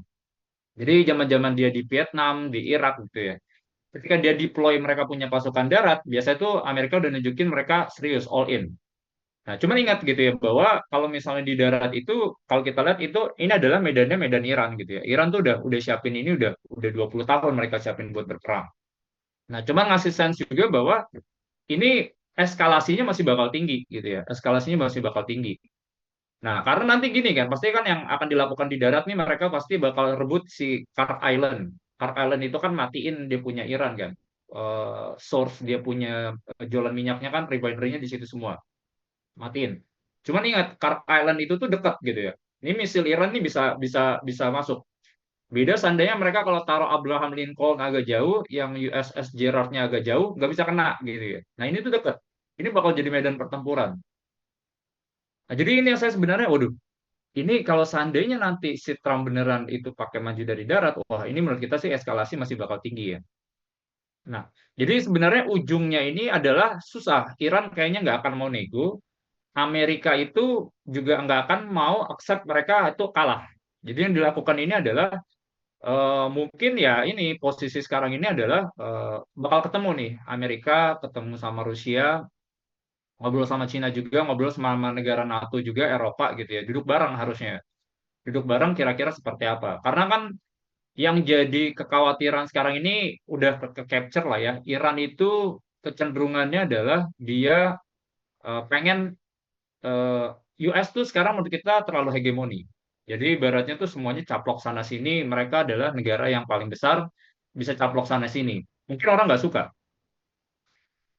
Makanya kalau kita lihat kan kayak kemarin si Iran bilang kalau kalian kapalnya mau lewat itu belinya pakai yuan. Nah, jadi dolar itu kalau kita lihat by transaction di global, itu tuh cadangan semuanya di dunia itu 78% tuh masih pakai gold. Nah, kalau kita lihat itu kan juga orang khawatir juga masalah petrodollar kan. Ini petrodollar ini bisa cerita panjang lagi. Cuman intinya adalah si Amerika itu kasih perjanjian gitu ya, ada perjanjian, kalian bakal kita lindungin, kita bakal taruh, kita punya base di sana, kita bakal beli minyak kalian gitu ya, kita bakal beli minyak kalian, kan kalian dapat uang pakai dolar. Dolar itu dimasukin lah ke Amerika, ditaruh buat investasi, taruh pasar modal, beli treasury-nya. Nah, karena uangnya banyak dan semuanya pakai dolar, transaction kan di global semuanya pakai dolar. Nah, artinya apa? Amerika tuh enak, kayak free funding. Jadi saya punya obligasi, udah ada si negara-negara timpang ini nih yang beliin gitu ya. Mereka beliin. Jadi mereka karena demand-nya ada, mereka bisa dapat bunga yang relatif rendah. Makanya kan kalau kita lihat beberapa negara kayak gitu kan, wah ini Amerika terlalu enak gitu ya. Kenapa harus semua orang tuh pakai pakai dolar? Nah, makanya nanti ya duduk bareng itu ya ngasih statement bahwa Amerika bukanlah yang paling kuat gitu. Maksudnya bukanlah yang jadi benchmark. Kita tahu sih bahwa tren ke de-dollarisasi ini akan panjang ya. Mungkin nggak 1 tahun, nggak 5 tahun, nggak 10 tahun. Ini takes time gitu. Cuman ini adalah salah satu episode de-dollarisasi itu akan lebih lemah sebenarnya. Nah, jadi em, seperti itu sih ya arahnya ya. Karena gini sih kan dulu orang juga concern masalah dolar ini adalah zaman-zaman perang antara Rusia sama Ukraina, itu kan ada aset-asetnya Rusia itu yang sebenarnya disimpan dalam dolar. Nah, cuman ketika misalnya perang ini, kan orang kan waktu itu kan beli bahwa ya dolar itu kalau bisa tuh nggak ada political move di dalam. Ini ibaratnya instrumen yang neutral, pertukaran. Kan namanya uang itu tuh sifatnya dia harus netral. Dia ada pertukaran. Nah, cuman kemarin itu dipakai buat nge-squeeze si Rusia. Jadi semua aset-aset militernya, aset-asetnya si Rusia yang dalam bentuknya US dollar semuanya di-freeze. Wah, setiap negara juga ngeliatnya, waduh, ini kalau misalnya kita ada apa-apa sama Amerika, habis itu kita ibaratnya kayak dolarnya kita nggak punya barang gitu ya. Padahal kita mau beli apapun semuanya pakai dolar, beli minyak pakai dolar. Dolar kita nggak punya, minyak kita nggak bisa beli, mati negaranya, nggak ada energi. Nah, jadi ini yang sebenarnya kayak orang juga bakal lihatnya, waduh, ini ujungnya sih saya to be honest masih masih nggak tahu ya. Apakah akan negosiasi atau enggak? Ya ini saya masih hati-hati. Cuma something yang sebenarnya saya lihat sekarang, saya belum berani tingkatin posisi saya ke saham. Bahkan dalam beberapa hari ini pun ketika marketnya di hari Rabu kemarin itu saya lepas beberapa posisi ya, lepas beberapa posisi yang hitungannya cut loss gitu ya. Cuman ada at least good rebound, saya lepas beberapa posisi. Cuman di posisi sekarang sih saya masih belum ini ya berani agresif ya. So play-nya gimana sekarang kalau play-nya? Nah, play-nya nih kalau saya pribadi sih ngeliatnya masih sangat defensif gitu ya. Saya sih masih gold kayaknya nanti dulu ya. Saya masih nggak terlalu berani banyak pegang gold dulu. Komoditi juga kayaknya nanti dulu ya. Saya belum berani gedein ini. Cuman oil yang menurut saya tuh masih menjadi play yang menarik gitu ya. Ya mungkin ada banyak saham minyak gitu ya. Ada energi, ada Medco, ada El Nusa. Eh, Cuman saya lihat nih conviction saya yang paling tinggi sekarang ini cuman minyak. Karena gini sih sebenarnya, kalau dari posisi yang sekarang ini kan harusnya ngelihatnya harga minyak masih ada ruang kenaikan ya. Ini 150, 200 kita nggak tahu. Akan sangat-sangat variabel ya, sangat dinamik. Nah, cuman saya ngelihat bahwa kalau misalnya dari posisi ini harusnya em, minyak harusnya sih masih ini ya, masih apa? Masih ada ruang kenaikan ya. Nah, cuman kalau misalnya disuruh pilih gitu ya, misalnya kayak contohnya energi. Energi itu sebenarnya menarik ya. Ini sahamnya menarik, koreksinya udah lumayan dalam. Dan kita tahu bahwa di Indonesia ini kan gamenya adalah kita udah mulai, pemerintah tuh udah dorong orang tuh buat bikin kayak sumur baru, kerjain wilayah kerja yang baru, WKWK-nya, beberapa blok-blok itu intinya lebih gampang lah skemanya. Insentifnya dikasih, perizinannya lebih gampang. Dan kalau sekarang pun kayaknya Pak Prabowo juga juga notice gitu ya. Wah, ini pusing lah kita kalau misalnya terlepas dari kita cuman 15% ya ambilnya dari si Timur Tengah ya. Dan mungkin berdasarkan risiko kita relatif lebih aman. Eh, Cuman ingat ya, kita tuh ambil minyak tuh dari Singapura sama dari Malaysia juga. Singapura Malaysia itu dari Selat Hormuz tuh exposure 30-40%, 30-40%. Nah, jadi di posisi sekarang sih pemerintah notisnya satu. Intinya adalah kita harus punya ketahanan energi. Nah, karena kan beberapa negara kan udah pelan-pelan udah diverse kan. Mereka udah kayak gedein energi baru, habis itu eh, nuklirnya juga udah ada gitu ya. Kan kita agak sedikit ketinggalan kan. Nah, jadi misalnya satu gitu ya. Kita harus ada ningkatin ketahanan energi. Apa yang harus dikejar pemerintah? Balikin lifting kita kayak dulu. Lifting kita kalau bisa tuh 1 juta gitu ya. 1 juta per hari. Nah, jadi ini yang saya lihat sih sebenarnya pemerintah tuh pasti bakal bakal jor-joran gitu ya, bakal agresif buat ningkatin kita punya lifting ya. Nah, makanya saya masih masih punya belief yang positif buat El Nusa sebenarnya. Nah, jadi itu ya. Kedua, kan energi ya. Energi ini company menarik sih sebenarnya. Energi company menarik, cuman tipikalnya Indo Biasanya itu kontraknya tuh rata-rata fix. Jadi kalau misalnya harga minyak naik, harga gas naik, mereka nggak diuntungkan karena udah kontrak gitu ya. Biasanya itu 1 tahun panjang. Jadi mereka nggak directly sebenarnya diuntungkan. Pasti ada sentimen, cuman nggak directly diuntungkan. Nah, cuman saya play yang lebih suka tuh lebih suka ke Medco sebenarnya. Kenapa Medco? Karena Medco nih bisnisnya lebih diverse. Saya lebih sukanya tuh lebih diverse karena pertama bisnis minyaknya tahun ini dia punya lifting naik. Production dia tuh all time high ya. Dia setelah kemarin tuh ngambil, aduh saya lupa ya, bloknya blok apa, dia ngambil, naikin mereka punya positioning jadi 70%, itu bakal naikin mereka punya production. Bagus. Kedua, aman. Aman nih ceritanya udah lebih beres sekarang. Karena ya itu, smelter mereka udah mulai muncul. Dulu duit-duit yang keluar buat bikin smelter gitu ya, akuisisi sana-sini, operasi sana-sini, buat eksplorasi dan lain-lain, udah keluar semua. Tinggal keruk nih, tinggal ambil. Nah, jadi harusnya nanti di kuartal keempat sama kuartal 1 harusnya bagus. Nah, jadi ini saya lumayan suka gitu ya. Sama yang ketiga mereka tuh gedein juga energi baru.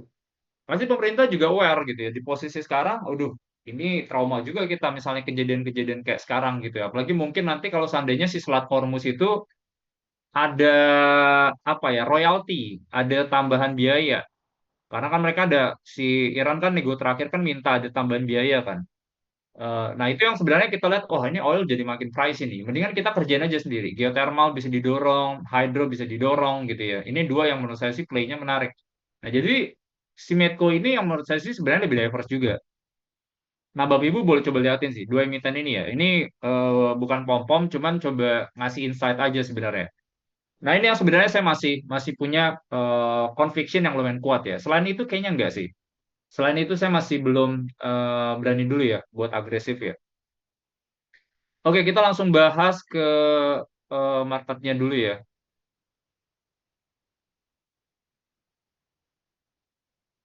Nah, jadi kalau kita kemarin itu kan kemarin Iran apa US itu serang yang Pulau Kark ya. Ini yang sebelum libur Lebaran kemarin. Cuman yang diserang tuh sebenarnya masih istilahnya adalah aset militernya Iran. Mereka nggak nyerang infrastruktur minyaknya. Nah, cuman ini ya Pulau Kark ini nih bakal jadi medan pertempuran gitu ya. Karena kalau seandainya message-nya Amerika bakal nyerang, waduh, ini pusing kita. Ini harga minyak nih bakal lebih naik lagi ya. Karena 90% produksi minyaknya itu berasal dari si Pulau Kark. Am, terus habis itu kita lihat yang menarik private credit. Nah, ini juga kayak lagi rame ya Bapak Ibu ya. Private credit itu intinya sih sebenarnya kayak peer-to-peer lending gitu. Jadi kredit-kredit yang jatuh nature-nya itu non collateral. Non collateral, orang unbankable gitu ya. Mereka boleh kasih misalnya peer to peer, habis itu direct loan. Ini lah resikonya lagi gede sih. Makanya kita lihat tuh beberapa aset manajemen juga lagi pada nahan. Kemarin saya baca terakhir tuh si UBS tuh juga kalau mau tarik-tarik duit yang buat private credit, mereka nggak bolehin. Ada capnya. Ya ini yang itu yang tipikalnya real estate fund-nya dia ya. Kemarin itu juga berapa yang lain juga jalanin juga BlackRock juga ini Ares Management, Apollo, Blackstone. Nah, jadi ini kita juga something yang kalau seandainya ekonominya chaos gitu ya. Apalagi kan sekarang kalau kita kan resiko resesi ini lagi naik kan. Resiko resesi itu terakhir tuh 30%, 35% di Amerika. Amerika kena ya pasti negara lain lebih ini ya, lebih berat ya. Nah, itu kalau misalnya itu kena private credit, nah ini somehow jadi ya mungkin orang kan jadi sering bandingin sama kayak zaman-zaman 2008 kan. Ketika misalnya udah orang nggak boleh tarik-tarik duit gitu ya. Nah, itu tuh udah kayak kecenderungannya, ini bukan nakutin sih, cuman kayak kecenderungannya orang, ih dulu 2008 juga kalau misalnya kita nggak bisa narik duit, ada masalah risiko liquidity kan di situ kan. Jadi ibaratnya kayak eh, itu yang menurut saya tuh jadi something yang kita masih belum bisa take into account juga ya. Ini harus agak hati-hati sih masalah private credit ya, karena size-nya lumayan. Um, yang menarik lagi adalah ya kemarin NATO juga nggak mau ikutan ya. NATO juga bilang ini bukan perang kita. So far saya lumayan appreciate ya beberapa negara Eropa tuh nggak terlalu terlibat, jadi nggak bikin nih tensinya makin tinggi gitu ya. Terlepas dari kemarin si Inggrisnya ikutan bantuin, mereka kasih kasih base-nya mereka buat si Amerika naruh naruh naruh pasukan sama asetnya di situ. Em, yang menarik ada, oh ini menarik nih, ini seru sebenarnya.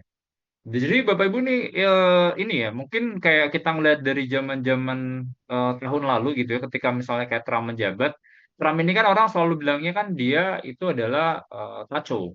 Taco itu apa? Artinya Trump always chicken south. Jadi ibaratnya gertak sambal doang gitu ya.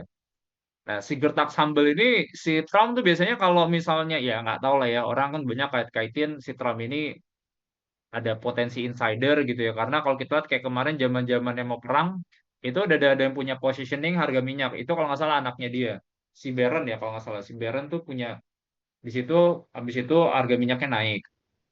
Nah, cuman intinya dia sering berubah-berubah lah. Dan dia selain sering berubah-berubah, eh, cuman gini sih sebenarnya message-nya. Jadi kalau kita lihat secara historis, Amerika itu sangat dirugikan dengan adanya perang ini. Mungkin bukan dari spesifik harga minyaknya karena mereka juga ekspor minyak gitu ya, karena mereka bakal positif di situ. Cuman yang paling ngeri ini adalah masalah obligasi. Jadi bayangin kalau kita punya positioning obligasinya Amerika sekarang itu kan itu 37 triliun itu dari si obligasinya itu tadi. Artinya kalau seandainya bunganya makin mahal, yield obligasinya makin mahal ya, artinya kan mereka ngebayarnya juga makin mahal, beban bunganya makin mahal. Utangnya udah tinggi, beban bunganya makin mahal. Nah, jadi Bapak Ibu ada kecenderungan nih. Biasanya kalau kita cek ada yang bikin penelitian gitu. Jadi dibilang tuh kalau misalnya kita cek data berapa tahun terakhir gitu. Ketika misalnya yield obligasinya tuh udah level-levelnya tuh 4%, 4,5%, itu si Trump udah kasih berita-berita yang bagus. Jadi berita-berita yang bagus biar si yield obligasinya turun lagi. Nah, jadi kalau misalnya nanti udah 4,5, 4,7, seandainya kayak market secara strukturalnya sebel sama Amerika gitu ya, misalnya ternyata negara Arab ini akhirnya bilang, yaudah deh, kita nggak mau lagi misalnya transaksi minyaknya itu pakai dolar. Kita nggak apa-apa deh, sebagian kita pakai yuan. Nah, berarti kan intinya kan dulu perjanjiannya adalah si aset militer, karena si Amerika itu nggak bisa ngeprotek negara-negara timteng ternyata. Mau nggak mau negara-negara ini minta tolongnya sama siapa? Sama Iran, karena mereka yang paling dekat di situ. Nah, jadi artinya adalah free funding yang dulu mereka dapat itu pasti jadi susah, lebih susah sekarang gitu ya. Jadi artinya ada peluang kayak dulu permintaannya kencang, sekarang permintaannya nggak kencang gitu karena duit-duit tim tang ini nggak masuk semua si petrodollars ini. Nah, jadi itu yang bikin yield obligasinya naik. Nah, kalau yield obligasi naik, nah ini pasti ngasih statement yang ya yang kurang bagus ya. Berarti kan itu proxy resikonya naik. Buat Amerika tuh pasti bakal berat gitu ya. Apalagi mereka tahun ini tuh jatuh tempo utangnya itu adalah 10 triliun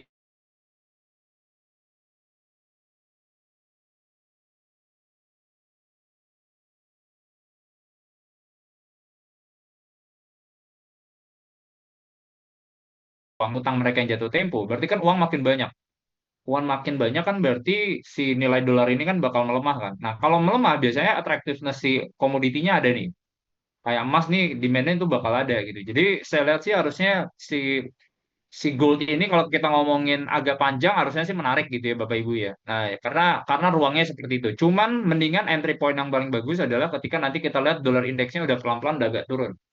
Itu kita bisa lebih agresif ya buat taruh posisi ya. Em, nah ini yang kita bilang nih ada ruang kenaikan suku bunga itu probability-nya itu udah sampai 37,2%. Itu jelek sih. Nanti kalau seandainya beneran tiba-tiba The Fed naikin suku bunga, itu pasti pasar saham reaksinya bakal negatif. Karena saham ini suka liquidity. Uang banjir, mereka tuh biasanya asetnya tuh pada naik gitu ya. Nah, jadi kalau nanti seandainya suku bunga naik, waduh, eh, lumayan pusing ya. Em, ya ini ya kemarin nego-nego ini kita juga belum tahu apa. Karena kan ini kadang ngeliatnya agak-agak halu ya kalau kita lihat ya. Kadang kalau Trump belakangan kan kayak ya we always win, we will win this war gitu ya. Jadi dan kemarin juga ngelihatnya ada kayak oh iya nih si kita bakal delay serangan kita ke infrastrukturnya Iran sampai 6 April nanti karena mereka izinin kapal kita 10 lewat gitu ya. Nah kita nggak tahu lah ini newsnya dari mana. Cuman ada beberapa yang menurut kita agak sedikit apa ya, ada disinformasi sebenarnya. Karena media ini juga sebenarnya kan apa ya, cloud atau ibaratnya ini ngasih ngasih gambaran ini banyak yang nggak valid gitu ya. Jadi kita harus cross banyak checking ke berbagai sumber. Cuman intinya sih sebenarnya kan kalau nego-nego ini si Trump ini biasanya minta negara-negara Timur Tengah, either Qatar gitu ya, mereka ini either Qatar atau Kuwait yang ngobrol sama Iran. Cuman kalau Iran bilang terakhir sih kita nggak ada obrolan langsung. Nah jadi agak susah nih kalau nggak ngobrol langsung, agak PR. Kemarin Trump mereka punya approval hits itu juga rendah, udah level 36%. Pesimisme juga masih tinggi di Amerika, itu lebih tinggi dibandingkan rata-rata historis. Hmm, ya ini saya bilang nih, si Yemen ini berencana juga untuk tutup si Selat Bab El Mandeb di Laut Merah. Jadi Laut Merah tuh yang bawahnya itu tadi 10-15% itu minyak global, dari situ 80%, 8 sampai 10% LNG itu masuk dari selat ini. So itu dulu ya dari sisi makronya ya. Nah, ini kenapa saya lihat apa ya? Ini kalau buat kasusnya Indonesia itu kita nggak cuman pure macro play-nya doang. Maksudnya bukan karena masalah harga minyak naik, perang, tensi dan lain-lain. Cuman ada ada PR juga secara domestik gitu ya. Saya yang juga kayak, aduh kok masih belum berani ya di yang posisi sekarang. Karena yang satu saya paling worried itu adalah downgrade rating obligasi kita. Itu sangat pusing gitu ya kalau seandainya kejadian. Itu kenanya kemana-mana ya. Dan itu secara nggak langsung itu pasti bakal kena ke saham. Simpelnya gini sih sebenarnya ya. Kan kalau misalnya downgrade rating obligasi itu ngelihatnya adalah si lembaga rating ini Fitch, S&P, Moody's, terlepas dari orang banyak bilang, ah ini mah main-mainnya antek-antek asing aja nih bikin jatuh Indonesia gitu ya. Cuma perspektifnya gini sih. Mereka bakal lihat Indonesia tuh ada potensi gagal bayar. Kelihatan dari mana gitu ya. Pertama adalah defisit gitu ya. Terlepas dari utang kita terhadap PDB kan masih rendah kan, cuma 40%. Cuman uang buat bayarnya itu makin susah. Kelihatannya gimana? Karena gini, posisi sekarang kan si pemerintah ini kan jaga defisit itu maksimum tuh 3%. Jangan lewat gitu ya. Dan pemerintah juga kemarin komit gitu ya. Itu adalah statement bulat kita nggak akan agresif spending. Jangan samain lah sama Amerika yang bisa 5%, 6%. Karena mereka print uang. Mereka 72% reserve itu currency US semua. Minyak semua transaksi banyak pakai US dollar. Nah, kalau kita itu ibaratnya tuh ya kita bukan bukan kayak Amerika gitu ya posisinya. Nah, dari posisi yang sekarang ini mereka harus optimalin berapa belanja. Karena kan yang paling PR kan adalah subsidi. Kenapa PR yang paling PR itu adalah subsidi? Karena asumsi minyak kita di APBN itu tuh $70. Kalau seandainya ini perangnya lanjut gitu ya sampai 6 bulan harga stabil di 100. Waduh, itu kita mau nggak mau kita subsidinya nambah. Saya lupa ya, intinya kenaikan $1 harga minyak itu tuh bisa bebanin APBN itu sampai sekitar kalau nggak salah revenue naik 3, spending naik 10. Jadi 7 triliun kenanya setiap $1. Nah, jadi ini menurut saya sih PR ya. Kalau seandainya nanti defisitnya kejadian, waduh, saya nggak kebayang sih. Ada kemungkinan bahwa kita di downgrade rating obligasinya tahun ini dan PR-nya apa? Artinya rating obligasi adalah kita eh, ada kemungkinan nggak masuk lagi investment grade. Karena kalau investment grade itu kan kalau obligasi kan ada dua ya. Yang investment grade sama yang non investment grade. Nah, bentar ya, sorry.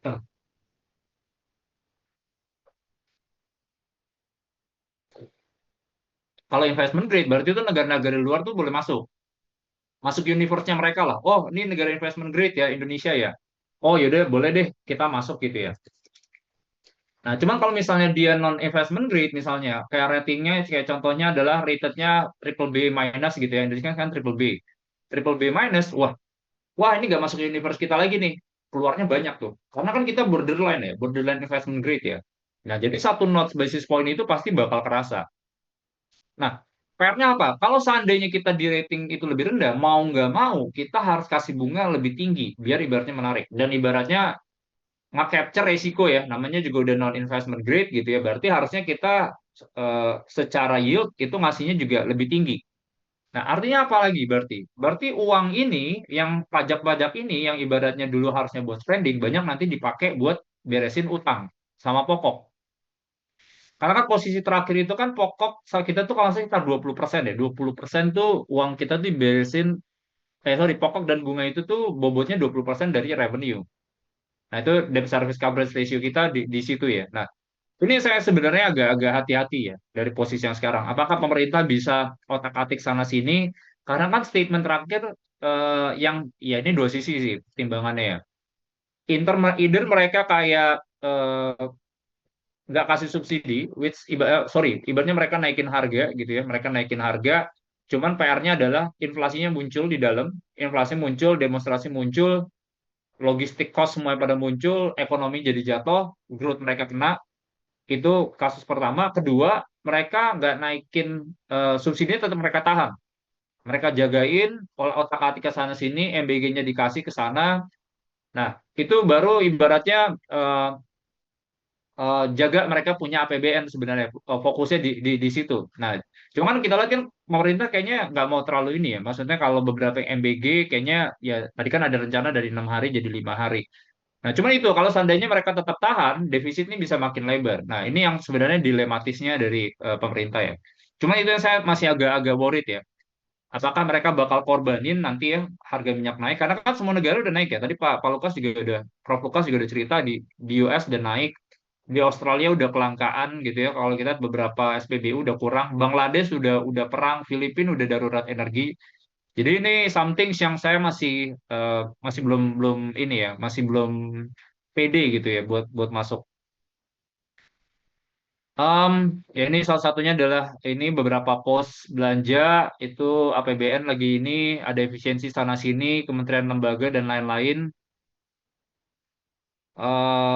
Ini tadi masalah kemarin kebijakan moneter kita masih maintain.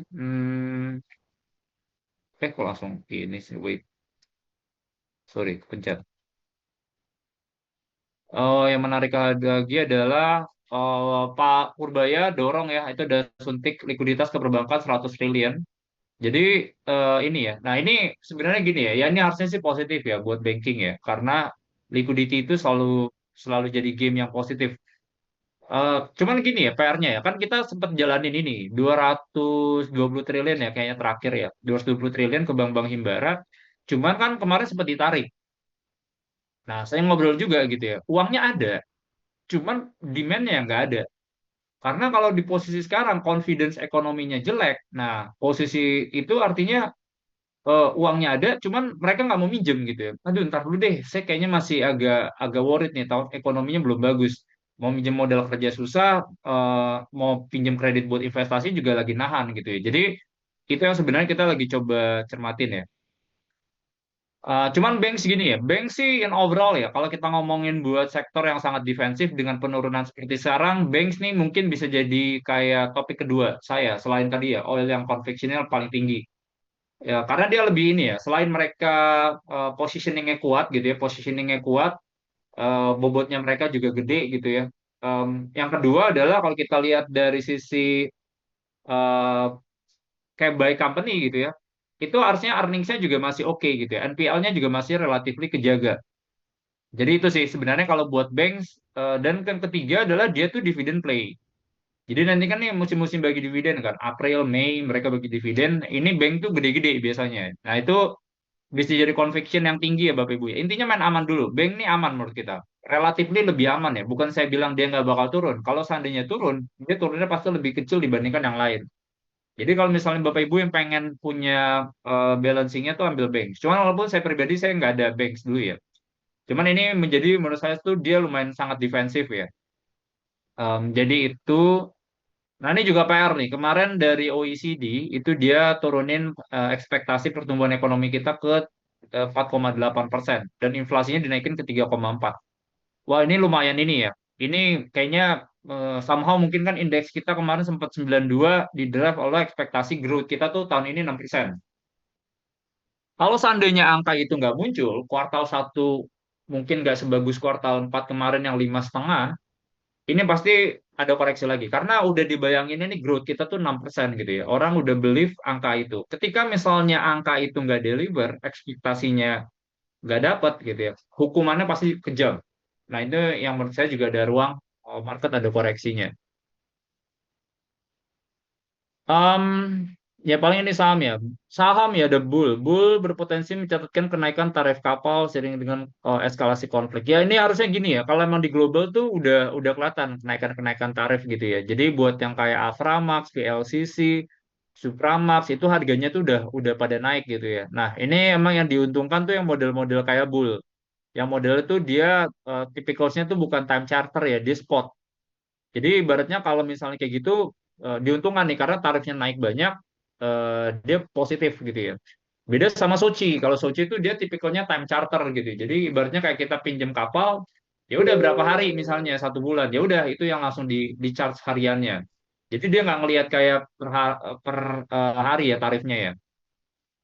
Nah, itu positif ya. Cuman tetap ya, kalau saya sih pribadi di posisi sekarang ya, logistik-logistik ini mungkin kan orang lihatnya, oh ini harga minyak naik, kapal kalau kita lihat juga ada kayak kelangkaan gitu ya. Banyak yang nggak berani ambil karena banyak asuransi, itu yang nggak berani asuransiin kapal sekarang gitu ya. Nah, itu harusnya sih jadi cerita yang positif ya. Cuman tetap ya, kita harus kayak lihat nih titik-titiknya di mana gitu ya. Cuma Bull tuh emang bisnisnya tuh banyak di luar. Harusnya dengan adanya kenaikan harga sekarang tuh dia diuntungkan ya.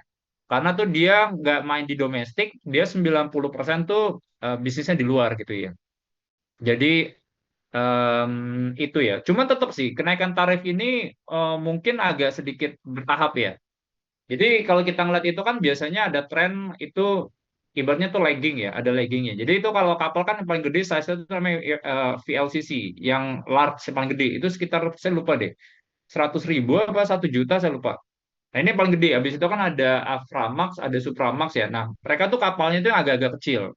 Nah biasanya itu bertahap tuh. Jadi VLCC dulu, waduh kemahalan nih tarifnya. Orang mendingan angkut 1 juta pakai kapal ini aja deh yang 500.000 dua gitu ya. Nah, oh nih kemahalan nih, biasanya turun lagi, biasanya ke kayak Supramax yang tarifnya lebih murah lagi. 1.500.000 dua, ini 250.000 misalnya. Wah, jadi ada butuh waktu tuh buat kelihatan ke tarifnya ke bullnya tuh bakal bakal naik. Jadi itu sih ya bull ya. Sama sih sebenarnya bull nih yang lagi rame ini masalah dia bisa ngangkut kapal LNG. Kan yang ongoing mereka lagi rame ini kan adalah mereka bakal akuisisi kapal, sorry bukan kapal, perusahaan LNG. Kita nggak tahu manager acquisition atau minor. Cuman ya exposure sekarang tuh LNG ini lagi didorong terus gitu ya. Karena kan kita tahu ya minyak jadi PR, LNG itu harus jadi alternatif sumber energi yang baru. Itu yang sebenarnya positif ya. Cuman saya sih nanti dulu deh. Kayaknya kalau ini masih masih lumayan apa ya? Masih masih lumayan berat sih saya lihat sih. Masih belum berani saya lihat tuh resikonya masih ada ya.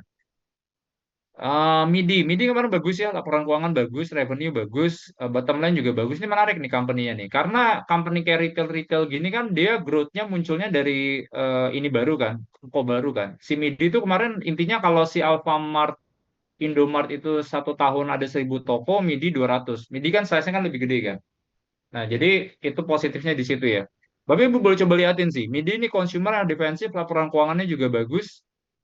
Itu. Cuman downside-nya adalah kalau kita ngelihat data pertumbuhan retailnya mereka, pertumbuhan retail yang sama, itu negatif. Negatif 3%-an kalau nggak salah.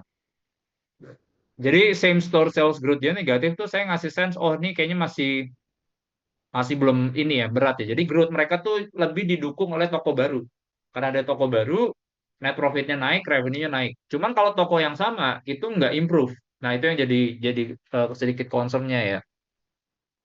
Hmm, paling itu ya. Ini sedikit aja komoditi, emas, emas nanti dulu, minyak sih saya lihat masih bisa positif. Nikel nih sebenarnya apa ya? Positioningnya menarik sih sekarang ya. Cuman agak beratnya adalah kan yang jadi PR itu adalah sulfur. Sulfur itu tuh kalau kita ngelihat buat bikin dipakai buat smelter kan ada dua. Satu tuh buat yang kayak rotary kiln electric furnace yang bikin kayak nickel pig iron, nickel mate gitu ya. Sama ada satu lagi namanya HPAL, high pressure etched leads. Nah, ini dipakai sebenarnya sulfur itu buat si bahan bakunya asam sulfat. Asam sulfat ini buat yang high pressure etched leads itu tadi. Nah, sekarang seberapa gede sih Pak butuh sulfur gitu ya? Gede gitu ya. Kalau nggak salah cost komponennya sulfur buat yang CHPAL ini 50% itu adalah sulfur. Sulfur tuh naik tuh udah 48% kalau nggak salah ya. Nah, itu lumayan PR sih ya buat pemain-pemain nikel ya. Nah, itu yang saya jadi agak agak hati-hati ya. Emang sedalam apa, Pak? Kita emang ambil banyak. Jadi si yang negara-negara Timteng ini, si Selat Hormuz itu 20% itu sulfurnya tuh 20% tuh dari situ. Indonesia kalau nggak salah tuh dia 75% ambilnya. Jadi banyak ambilnya dari situ. Nah, jadi waduh ini kalau misalnya nggak ada sulfur, nggak ada ini, kita agak worried nih. Ekspal ini jadi nggak terlalu jalan ya. Nikel nih banyak ini sih. Ada beberapa yang saya masih jadi concern. Kedua adalah masalah biaya keluar. Kan pemerintah lagi godok kan sana sini. Intinya kalau misalnya kita mau jualan keluar, itunya bakal dikenain ini ya, tarif ya. Tambahan duit lah kan pemerintah kan lagi butuh uang kan. Nah, jadi si batu bara sama nikel yang dikejar. Nah, itu yang dua jadi PR. Ketiga adalah ini sih, relaksasi. Kemarin kan sebenarnya kayak harga nikel kan naik banyak. Saham-saham nikel juga naik banyak. Kenapa? Ada masalah pembatasan RKB. Dulu kita sekitar 390 juta, sekarang itu 250 juta gitu ya. Dan so far kan kita lihat itu banyak yang belum jalan juga, dan dari 390 RKB-nya jadi 250. Nah, cuman yang sekarang yang baru dikasih di approve itu baru 150 juta, yang udah tanda tangan ya, udah oke. Berarti kan agak mundur nih, produksinya jadi agak mundur kan, mereka belum kerja. Nah, cuman kemarin pemerintah bilang gitu ya, maksudnya ini ada kemungkinan kita tengah-tengah bisa naikin ya si nikelnya. Karena kan dulu kan kalau misalnya itu kita di-cut, harusnya harga bakal bagus ya. Harga bakal bagus. Kalau kita emitennya nggak kena cut, harusnya nggak ada masalah, nggak pusing-pusing gitu. Kita bakal diuntungkan. Nah, cuman PR-nya adalah kalau kita lihat tengah-tengah nanti bakal dinaikin, nah itu harga itu bisa ada kemungkinan drop ya. Karena kan si Indonesia kan nikelnya gede kan. Kita tuh 50% nikel global tuh dari kita semua gitu. Jadi ibaratnya kalau simpelnya ya bayangin ya, pemangkasan setengah aja harga itu bisa naik 25%. Simple ya 50 kali 50 aja. Ininya turun, supply-nya hilang. Assuming demand-nya sama gitu ya. Kalau misalnya dipangkas 20% gitu ya, harga bisa naik 10%.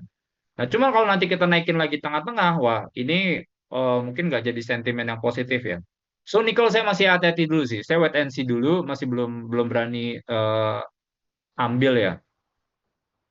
Ya ini sedikit aja dari apa sahamnya. Ya kita kalau kita lihat by monthly, kita turunnya paling dalam di antara yang lain. Masalah MSCI, masalah downgrade obligasi.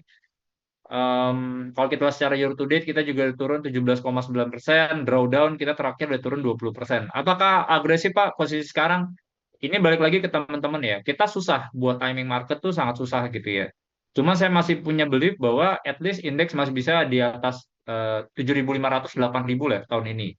Jadi Bapak Ibu bisa kayak kalau yang saya lakukan ya punya posisi cuman bertahap gitu. Nanti kalau saya ada berita bagus saya naikin, ada berita bagus saya naikin gitu ya. Instead saya FOMO karena saya bilang indeksnya udah turun lumayan dalam. Jadi itu batu bara ini moodnya lagi bagus ya batu bara ya. Kita lihat kan soalnya banyak negara-negara yang dari Asia itu tergantung sama si Selat Hormuz gitu ya. Jepang, Korea Selatan gitu ya. Mereka lumayan tergantung. Makanya si Jepang ini pun udah mulai ya mungkin tadi Pak Jus juga udah state juga kali ya. Jadi mereka udah mulai beli-beliin batu bara tuh. Nah, cuma positif tuh biasanya tuh Jepang tuh karena negaranya lumayan peduli energi yang bersih, mereka pasti ambilnya yang high grade. High grade harga lebih mahal. Nah, ini yang pasti harusnya bisa positif tuh buat ITMG ya. Yang dari Korea Selatan sama Jepang.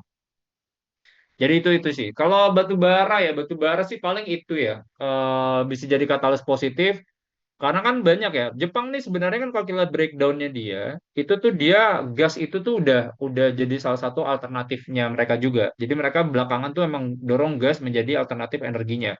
Selain yang baru-baru ya ada nuklir, ada hydro dan lain-lain ya. Cuman satu dua tuh dia gas sama pakai batu bara. Cuman gasnya ini juga mati gitu karena itu kan ada lambilnya tuh dari si Selat Hormuz juga kan. So itu ya batu bara Bapak Ibu boleh coba liatin sih. PTBA, ITMG, Adaro, AADI, Alamtri itu boleh boleh coba diliatin ya. CPO kemarin laporan keuangannya lagi banyak yang bagus ya, lagi banyak yang bagus, positif dan kedua emang ekspektasinya nih CPO ini kan kalau kita lihat kan dari awal tahun kan harganya masih naik terus ya. Ini pertama adalah dia ngikutin soybean. Kan dia bisa dibilang adalah substitusinya si soybean kan. Soybean naik biasanya CPO juga ikutan naik. Jadi gerakannya bareng. Nah, apa yang dorong sebenarnya CPO ya? Pertama, sebenarnya yang paling signifikan tuh masalah biodiesel sih. Kita ngeliat kayaknya beberapa negara ini bakal dorong kontribusi biodiesel ini ke depannya. Karena kan kita tahu ya bahwa eh, kalau harga minyak naik, itu kan pasti akan lebih visible secara ekonomi buat pakai si biodiesel ini tadi. Apalagi kalau di harganya 100 ya kayak sekarang ya. Kemarin tuh saya pernah ngobrol kayak biodiesel ini bakal bagus jalan kalau seandainya ini harga minyak itu di atas 90. Jadi ada nilai ekonomisnya. Nah, jadi ini menurut kita sih bakal positif ya. CPO ya, CPO tuh banyak yang bagus ya kemarin ya. Triputra kemarin bagus, Ali laporan keuangan juga bagus. Cuma emang saya suka tuh kalau misalnya ambil CPO, boleh liatin DSNG ya. Ini company-nya kuat, company-nya bagus. DSNG, Triputra tuh dua saya suka sih. Karena DSNG tuh dia lumayan muda, ininya tanamannya tuh dia sekitar 12-13 tahun, jadi production masih bagus. Triputra juga sama, energi bersihnya mereka ada. Si DSNG ini juga banyak exposure juga ke Jepang ya. Mereka punya banyak exposure ke Jepang. Jadi mereka punya yield-nya pun juga tinggi gitu. Jadi kalau nggak salah tuh 1 hektar tuh mereka bisa ngasilin sekitar 22 sampai 24 ton. Jadi bagus sih. Ya DSNG Triputra Bapak Ibu boleh coba liatin ya. Kalau pengen punya exposure ke CPO, karena biodiesel ini lagi ini ya. Emas lagi nggak terlalu bagus, monthly turun lagi 14,6%. Nanti pelan-pelan kita tunggu dolar indeksnya ini turun dulu. Hati-hati dulu. Nikel kayaknya belum kemana-mana. Minyak saya lihat masih ada ruang kenaikan ya, karena ini Brent udah 110. Rupiah PR ini asing juga kayaknya pada takut kalau masuk ke dalam gitu ya, karena rupiahnya ini melemah terus. Masih bisa melemah nggak Pak? Masih bisa, kita lihat ada kemungkinan juga di atas 17.000 karena peluru kita udah nggak sebanyak sebelum-sebelumnya ya. Kalau kita lihat Bank Indonesia itu cadangan devisanya itu sekarang udah cuman 5,9 kali import ya, 5,9 kali import, jadi pelurunya udah mulai terbatas. Jadi itu eh, basic industries ya, ini emas ya. Ini congrats buat Bapak Ibu yang pegang saham emas. Ini saya udah sering pitching sih, dari zaman 2880 koreksi dalam IPO ini naik banyak, udah sampai 9.100. Cuma ceritanya udah keluar semua kayaknya ya. Paling ya mungkin cuman laporan keuangan kuartal satunya aja sih nanti. Kan dia bakal turn around positif ya. Cuma so far sih kayaknya kalau saya lihat goldnya di global sih kayaknya nanti dulu ya kalau buat emas ya. Nanti saya akan pelan-pelan berani naikin posisi kalau si GDX-nya, ETF-nya udah mulai muncul semua. ITX-nya udah mulai naik gitu ya. Saya bisa bisa gedein posisi lagi. Transportation nih ada LP ya, ya, lumayan positif didorong ini. Cuman ya itu Bapak Ibu, LP, Sochi, Bull itu Bapak Ibu boleh coba pelajarin juga sih emiten-emitennya ya. Kalau saya pribadi sih cuman kayaknya nanti dulu deh kalau yang logistik-logistik ini, karena dampaknya mungkin nggak direct sebenarnya ke mereka. Jadi itu kalau buat oil exposure sih saya lebih prefer Elnusa ya. Elnusa saya masih suka gamenya. Dia dividend play juga. Mereka baginya juga lumayan gede. Harga juga masih make sense. Valuasi juga masih masuk akal. Neracanya juga kuat, bersih gitu ya. Harusnya bagus ya. Ini hati-hati nih, asing masih keluar terus gitu ya. Obligasi juga hati-hati nih, rupiahnya pasti jadi PR. Valuasi kita sangat murah, cuman ingat murah itu belum tentu bagus. Kita pelan-pelan dulu, lihat earnings-nya gimana, globalnya gimana.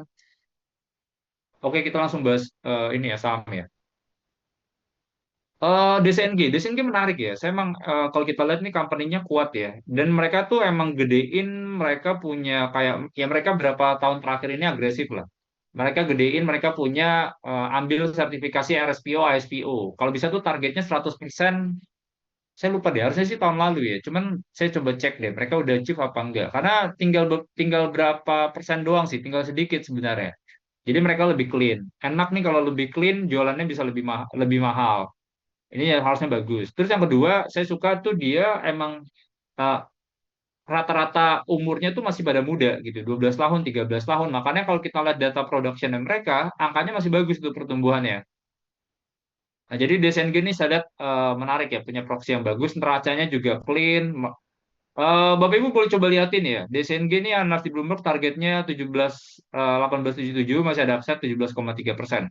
Kalau pengen punya exposure di oil karena cerita biodiesel, ini boleh coba diliatin ya.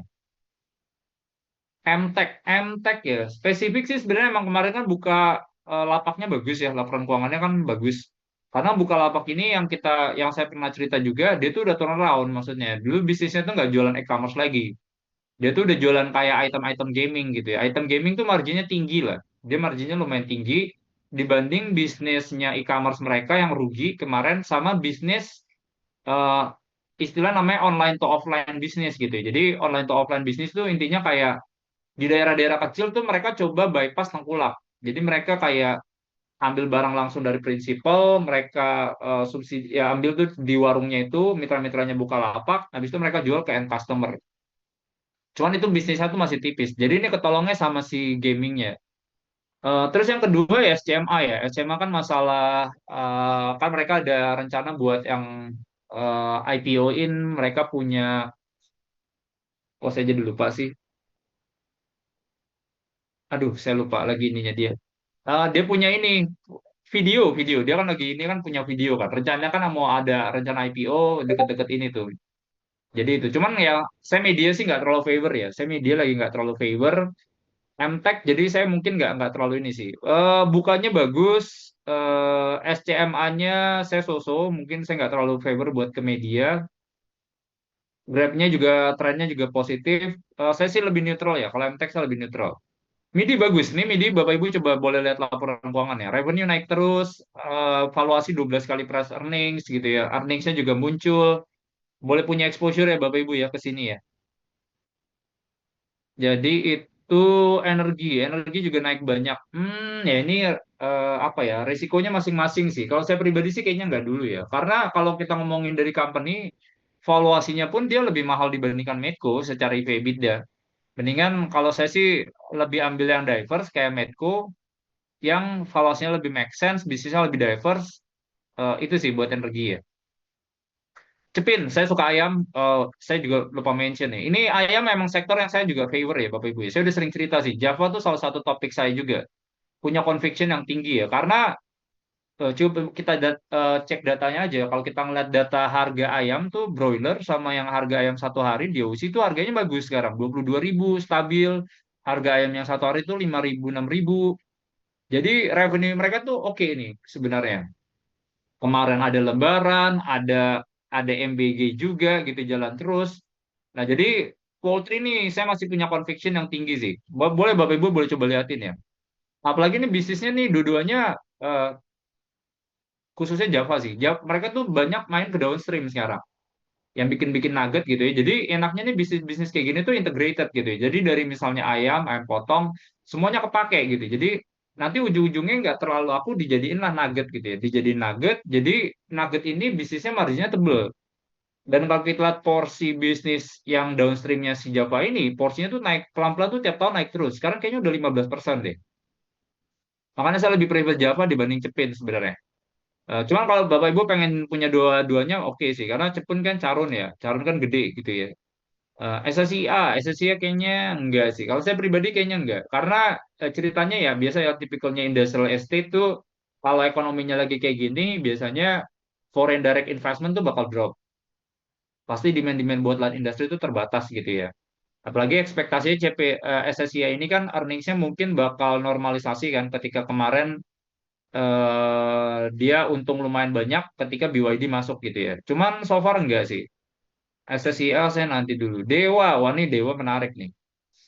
Em, Laporan keuangan kemarin bagus karena kan ada negatif goodwill. Jadi intinya tuh negatif goodwill itu kan dia ada akuisisi kayaknya Gayo ya kemarin ya. Saya agak dia akuisisi yang Gayo, intinya tuh harganya bawah, harga murah. Berarti kan artinya kan kayak belinya harganya harusnya 2.000, dia belinya 1.500 misalnya. Berarti kan ada gain kan. Nah, itu yang masuk sih negatif goodwill itu tadi. Jadi labanya terbang tuh si Dewa. Jadi itu sih. Ya sebenarnya ya ini resikonya masing-masing ya Bapak Ibu ya. Cuman boleh coba dilihatin sih. Karena orang kan paling ngeliatin Dewa ini tuh masalah Gayo. Jadi kan Gayo ini tuh tambang yang di Aceh gitu ya.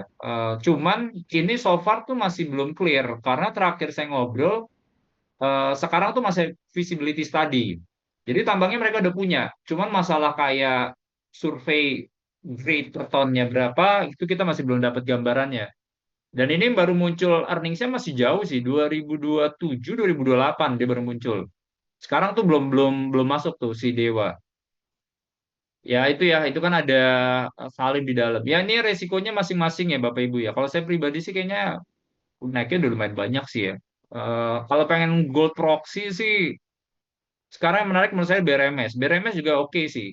Karena kan dia turunnya udah banyak. Nah, menariknya BRMS tuh dia punya grade tambangnya kan lumayan bagus ya. Lebih bagus dibandingkan emas bahkan. Dia tuh 1,5 gram per ton. Emas tuh kalau nggak salah 1 gram per ton. Jadi grade-nya bagus. Nah, yang jadi game changer-nya si BRMS ini, saya tuh menariknya karena harganya juga udah turun dalam gitu. Jadi attractiveness-nya ada. Kedua adalah growth-nya masih ada. Kemarin kan earnings-nya kan lompat kan 2 kali kan. Laporan keuangan lompat 2 kali. BRMS nih yang menurut kita growth-nya masih adalah tahun ini dia punya production masih bisa naik ke 80.000. Jadi dari 60 something ke 80. Jadi saya lihat masih ada growth-nya di atas. Cuman game changer-nya dia paling signifikan itu adalah nanti 2027. Itu mereka punya underground mining. Itu grade-nya bagus.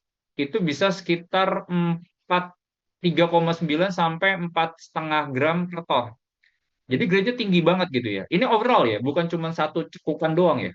Nah, jadi itu yang saya lihat, wah, ini kalau seandainya itu jalan, itu earnings-nya bakal lompat banyak tuh.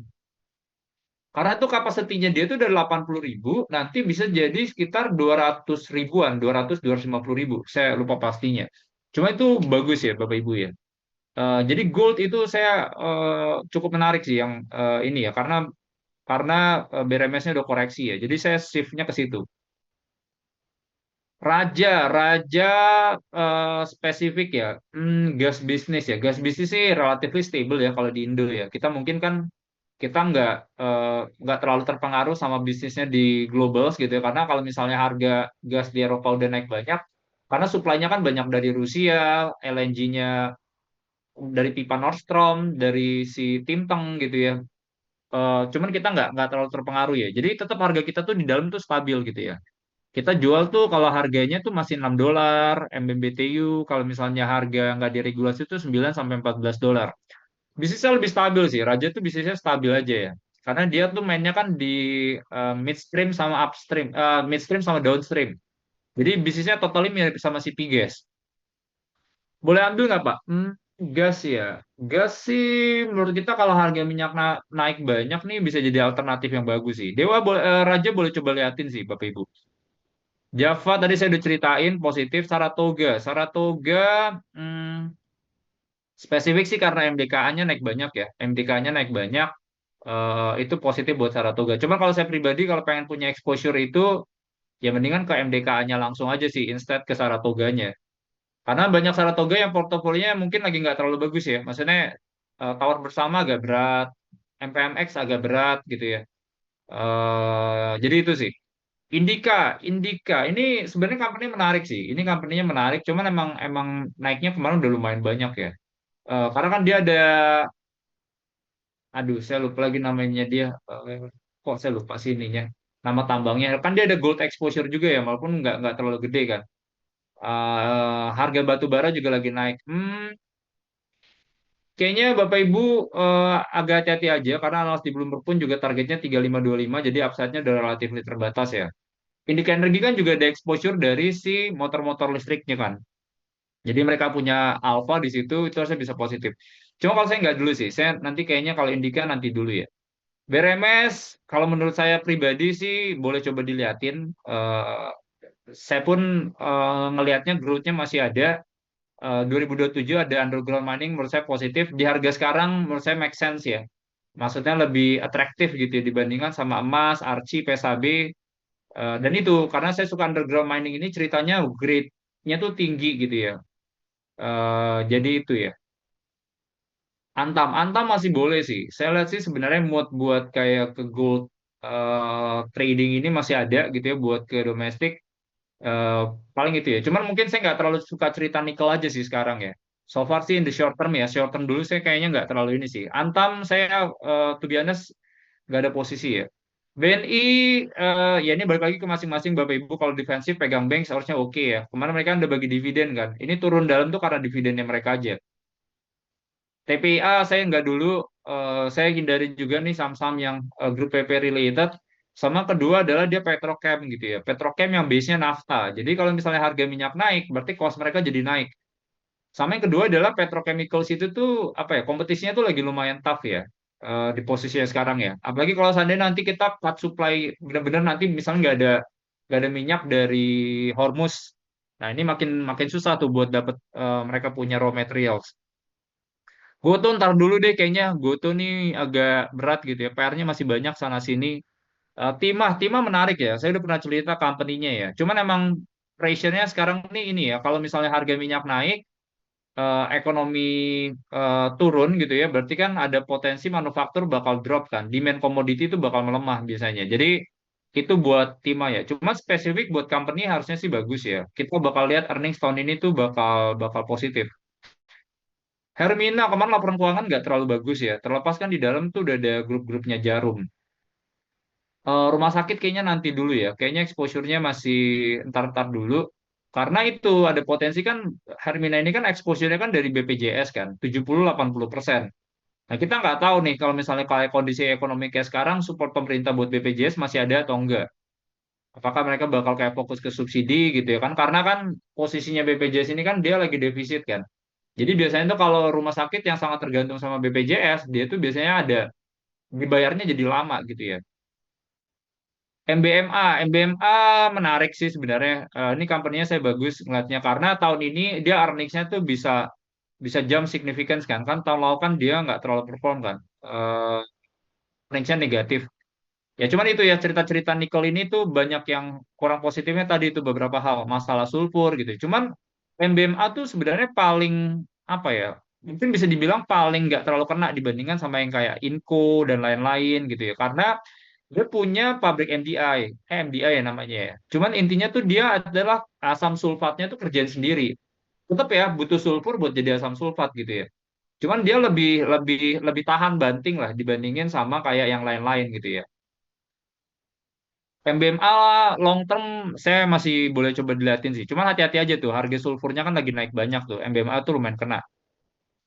Piges, ya, ya seperti kayak raja aja sih outlooknya ya, tahun ini ya. Kalau saya pribadi sih kayaknya kalau Piges ntar dulu ya. Cuman ya Piges tuh jadi PR tuh satu, Gunvor. Karena kan gini sebenarnya, kalau kita ngeliat yang kayak kasusnya si Gunvor, intinya kan si Piges itu udah cadangin. Aduh saya lupa ya, angkanya. Dia tuh udah cadang itu sekitar 100 juta US dollar kalau nggak salah, 2,1 triliun 150. Cuman pas masuk ke arbitrase, si Gunvornya bilang, kayaknya nggak segini gitu ya. Si arbitrasenya juga bilang tuh kalau nggak salah tuh 150, 160 saya lupa deh. Cuman angkanya uangnya kurang lah. Nah, berarti artinya uang itu bisa dimasukin nanti ke tahun depan. Mereka harus provisi lagi. Karena nih uang yang awal kasus awal itu mereka udah provisi sekitar saya lupa deh 100 jutaan kalau nggak salah, 1,5 triliun ya. Cuman kata si Gunvor itu harusnya 150 gitu ya. Jadi ada kemungkinan nanti earnings-nya bakal kena kali ya di kuartal satu, kuartal 2 tergantung company mau booknya di mana. Ini inflow, emas emas 85, eh ADI masih menarik sih, PTBA batu bara lagi naik gitu ya. Cuman PTBA saya agak hati-hati gini sih. Intinya kan kita RKB-nya turun kan dari 600, sorry, dari 700 juta ton, 690 juta ton jadi 500 kan. Segitu ya. Iya. Nah, cuman kan ada kemungkinan si PTBA itu kewajiban buat nyetor dalam negerinya bakal dinaikin.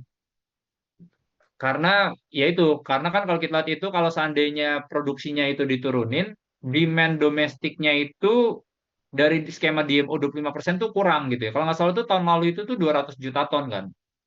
Jadi 200 juta ton, ini kalau cuma seandainya 25% dari 500, berarti kan seperempatnya doang kan, 125 kan. Oh, kurang 75 nih buat yang ke domestiknya. Biasanya nih kayak gini-gini tuh PTBA tuh yang kena tuh. Itu agak agak PR-nya di situ sih. ITMG tadi ya, ini high grade yang kayak negara-negara kayak misalnya Korea, Jepang tuh bisa positif buat ITMG. Bumi saya juga sebenarnya kebiasaan saya lihat menarik sih. Bumi ini karena kan exposure-nya ya selain dia punya gold ada batu baranya. Batu baranya kan juga lagi naik kan. Karena gini ya, terlepas kita tahu ya, maksudnya Bumi ya banyak yang kayak, aduh Bakri, pom-pom segala macam gitu ya. Cuman pertama adalah gamenya dia batu bara. Dia punya tambang tuh yang sebenarnya dua-duanya bagus gitu ya. KPC, Paltem Primakul, sama yang si Arutminnya. Ini dua-duanya tambangnya bagus ya. So far sih saya lumayan ini. Sama kedua, kalau kita ngomongin secara EV dibagi cadangannya, itu dia tuh masih murah banget dibandingkan emiten-emiten yang lain. Ya ini ya. Kalau pengen punya exposure di batu bara, menurut saya sih Bumi boleh coba dikonsider ya. Telkom nggak dulu, nanti dulu yang domestik play kayaknya agak berat. Astra juga kayaknya nggak dulu ya, karena otomotif kalau suku bunga naik nih pasti bakal berat ya. BCA, BRI, BNI pelan-pelan nanti kita coba liatin makronya, baru kita bisa naikin posisi. Antam, Goto, Mandiri udah aman, aman sebenarnya menarik ya. Earnings per quarter harusnya bagus ya. Em, Oke, paling itu ya. Sama paling saya sedikit bahas soal earnings kali ya. Ini BRMS, ini laporan keuangannya bagus, kita masih buy target price-nya 1.000. Intinya nih earnings lompat ya Bapak Ibu ya, ini earnings-nya lompat. Ini kelihatan dia punya produksi emas tuh masih naik 10%, jadi kalau nanti tahun depan 80.000, masih bisa dapat lagi belasan persen ya dari sisi volume. Harga emasnya juga naik banyak. Grade mereka juga bagus ya, 1,4 gram per ton, walaupun turun sedikit, karena ada pushback kemarin. Nah, yang kedua adalah ini yang saya lihat nih. Jadi mereka tuh intinya kan tahun depan itu target 80.000 karena mereka baru ada pabrik baru yang carbon in leach itu dinaikin kapasitasnya dari 500 jadi 2.000 ton per day. Itu targetnya nanti fourth quarter 2026. Sama gamenya tuh adalah mereka punya underground mining. Ini yang kadar emasnya tuh bisa 3,5 sampai 4,9 gram per ton. Ini gede banget ya. Cuma nanti baru bisa jalan tuh di second half 2027. Makanya saya bisa lihat tuh masih bisa ada ruang growth-nya ya. Saya tuh kalau ngeliat emiten tuh cari nih, emiten ini masih bisa growth apa enggak. Jadi itu ya dari BRMS ya. Sumarekon, aduh saya kayaknya enggak dulu deh. Sumarekon ini, sorry ini bukan buy ya, ini hold ya. Kita laporan keuangannya jelek ya. Ini laporan keuangannya di bawah ekspektasi kita. Karena yang paling jadi PR itu adalah mereka punya bisnis yang profitnya turun sampai 35%. Jualannya si SMRA, marketing salesnya itu melambat terus gitu ya. Karena ada skema insentifnya nggak terlalu jalan, terus habis itu apartemen juga masih nggak terlalu bagus ya. So nggak terlalu bagus ya Bapak Ibu ya buat Sumarekon, kita masih hold dulu target price-nya di 340 ya. Ini juga saya nggak terlalu suka nih utangnya juga naiknya makin banyak nih dari 10 triliun jadi 13 triliun. Em, Mayora ini laporan keuangan juga so far inline ya, so far inline, cuman ini di atas atas ekspektasi. Ini Mayora sebenarnya gini ya, kalau pengen yang defensif banget Bapak Ibu juga boleh coba liatin sih, buat diversifikasi aja. Karena saya appreciate di Mayora ini top line-nya bagus, atasnya tuh lumayan bagus. Saya suka tuh yang kita lihat yang beberapa harga soft commodity udah mulai turun gitu ya. Si gandumnya udah turun, harga gula udah turun, palm oil itu juga turun. Nah, cuman harga kopi yang masih agak-agak mahal. Nah, jadi itu sih. Mayora, Bapak Ibu boleh coba liatin, kita masih buy target price-nya di 2.300 ya. Ini positif ya. Dharma, Dharma ini oke sih. Ini earnings-nya kalau kita lihat ini 7,8%, bottom line 12,7%. Emang sih Dharma ini kan gamenya tuh di two wheels ya. Dia tuh banyak didorong sama yang motor-motor. Itu walaupun di motornya itu di industri cuma naik 1,3%, cuman yang AHM itu naiknya sampai 15,4%. Jadi dia positif ya. Cuman bisnis mobilnya dia itu turun malah 6,5%. Cuman itu ya, ini Dharma ini juga sangat related sama kondisi ekonomi gitu. Jadi kalau misalnya tahun ini mungkin growth nggak terlalu bagus, suku bunga bakal tinggi, demand mobil turun, demand motor turun, ini jadi sentimen negatif ya. Jadi itu dari Dharma. Ali ini laporan keuangan bagus ya, laporan keuangan bagus, cuman inline sama ekspektasi kita. eh Karena paling yang signifikan itu si Ali itu tuh harga jual rata-rata itu tuh naik ya, jadi 11%, jadi 14.000. Kalau kita lihat dari sisi mereka punya production sih relatively flat ya 1,6%. So itu ya. Cuman kalau buat Ali kita hold ya target price-nya di 7650 karena concern paling utama itu adalah umur mereka itu rata-rata itu sekitar 15 tahun ya. Dan kalau kita lihat itu mereka punya yield production itu 15,6 ton per hektar. Padahal kalau kita lihat yang peers yang lain tuh bisa ada yang 20 ton per hektar. Itu yang sebenarnya kita agak kurang nyaman sebenarnya. Nah, ini tower nih EBITDA-nya nggak terlalu bagus juga. Ini EBITDA-nya nggak terlalu bagus juga. Cuman memang kelihatan ya Bapak Ibu ya. Jadi kalau kita ngeliat dari company ini bisnis yang fibernya jalan semua. Fiber to the home-nya masih naik. Kalau kita lihat fiber to the tower-nya masih naik 10%. Cuman kalau kita ngelihat yang buat si sewa menara itu nggak kemana-mana. Naiknya cuma 2,4%. Nah, jadi growth-nya agak agak terbatas sih menurut kita. So, ini kita juga hold juga target price-nya di 520 ya. Nanti Bapak Ibu bisa lihat detailsnya. Oke Bapak Ibu, mungkin sekian dulu buat sesi stock scope di hari ini. Kita coba langsung ke Q&A ya.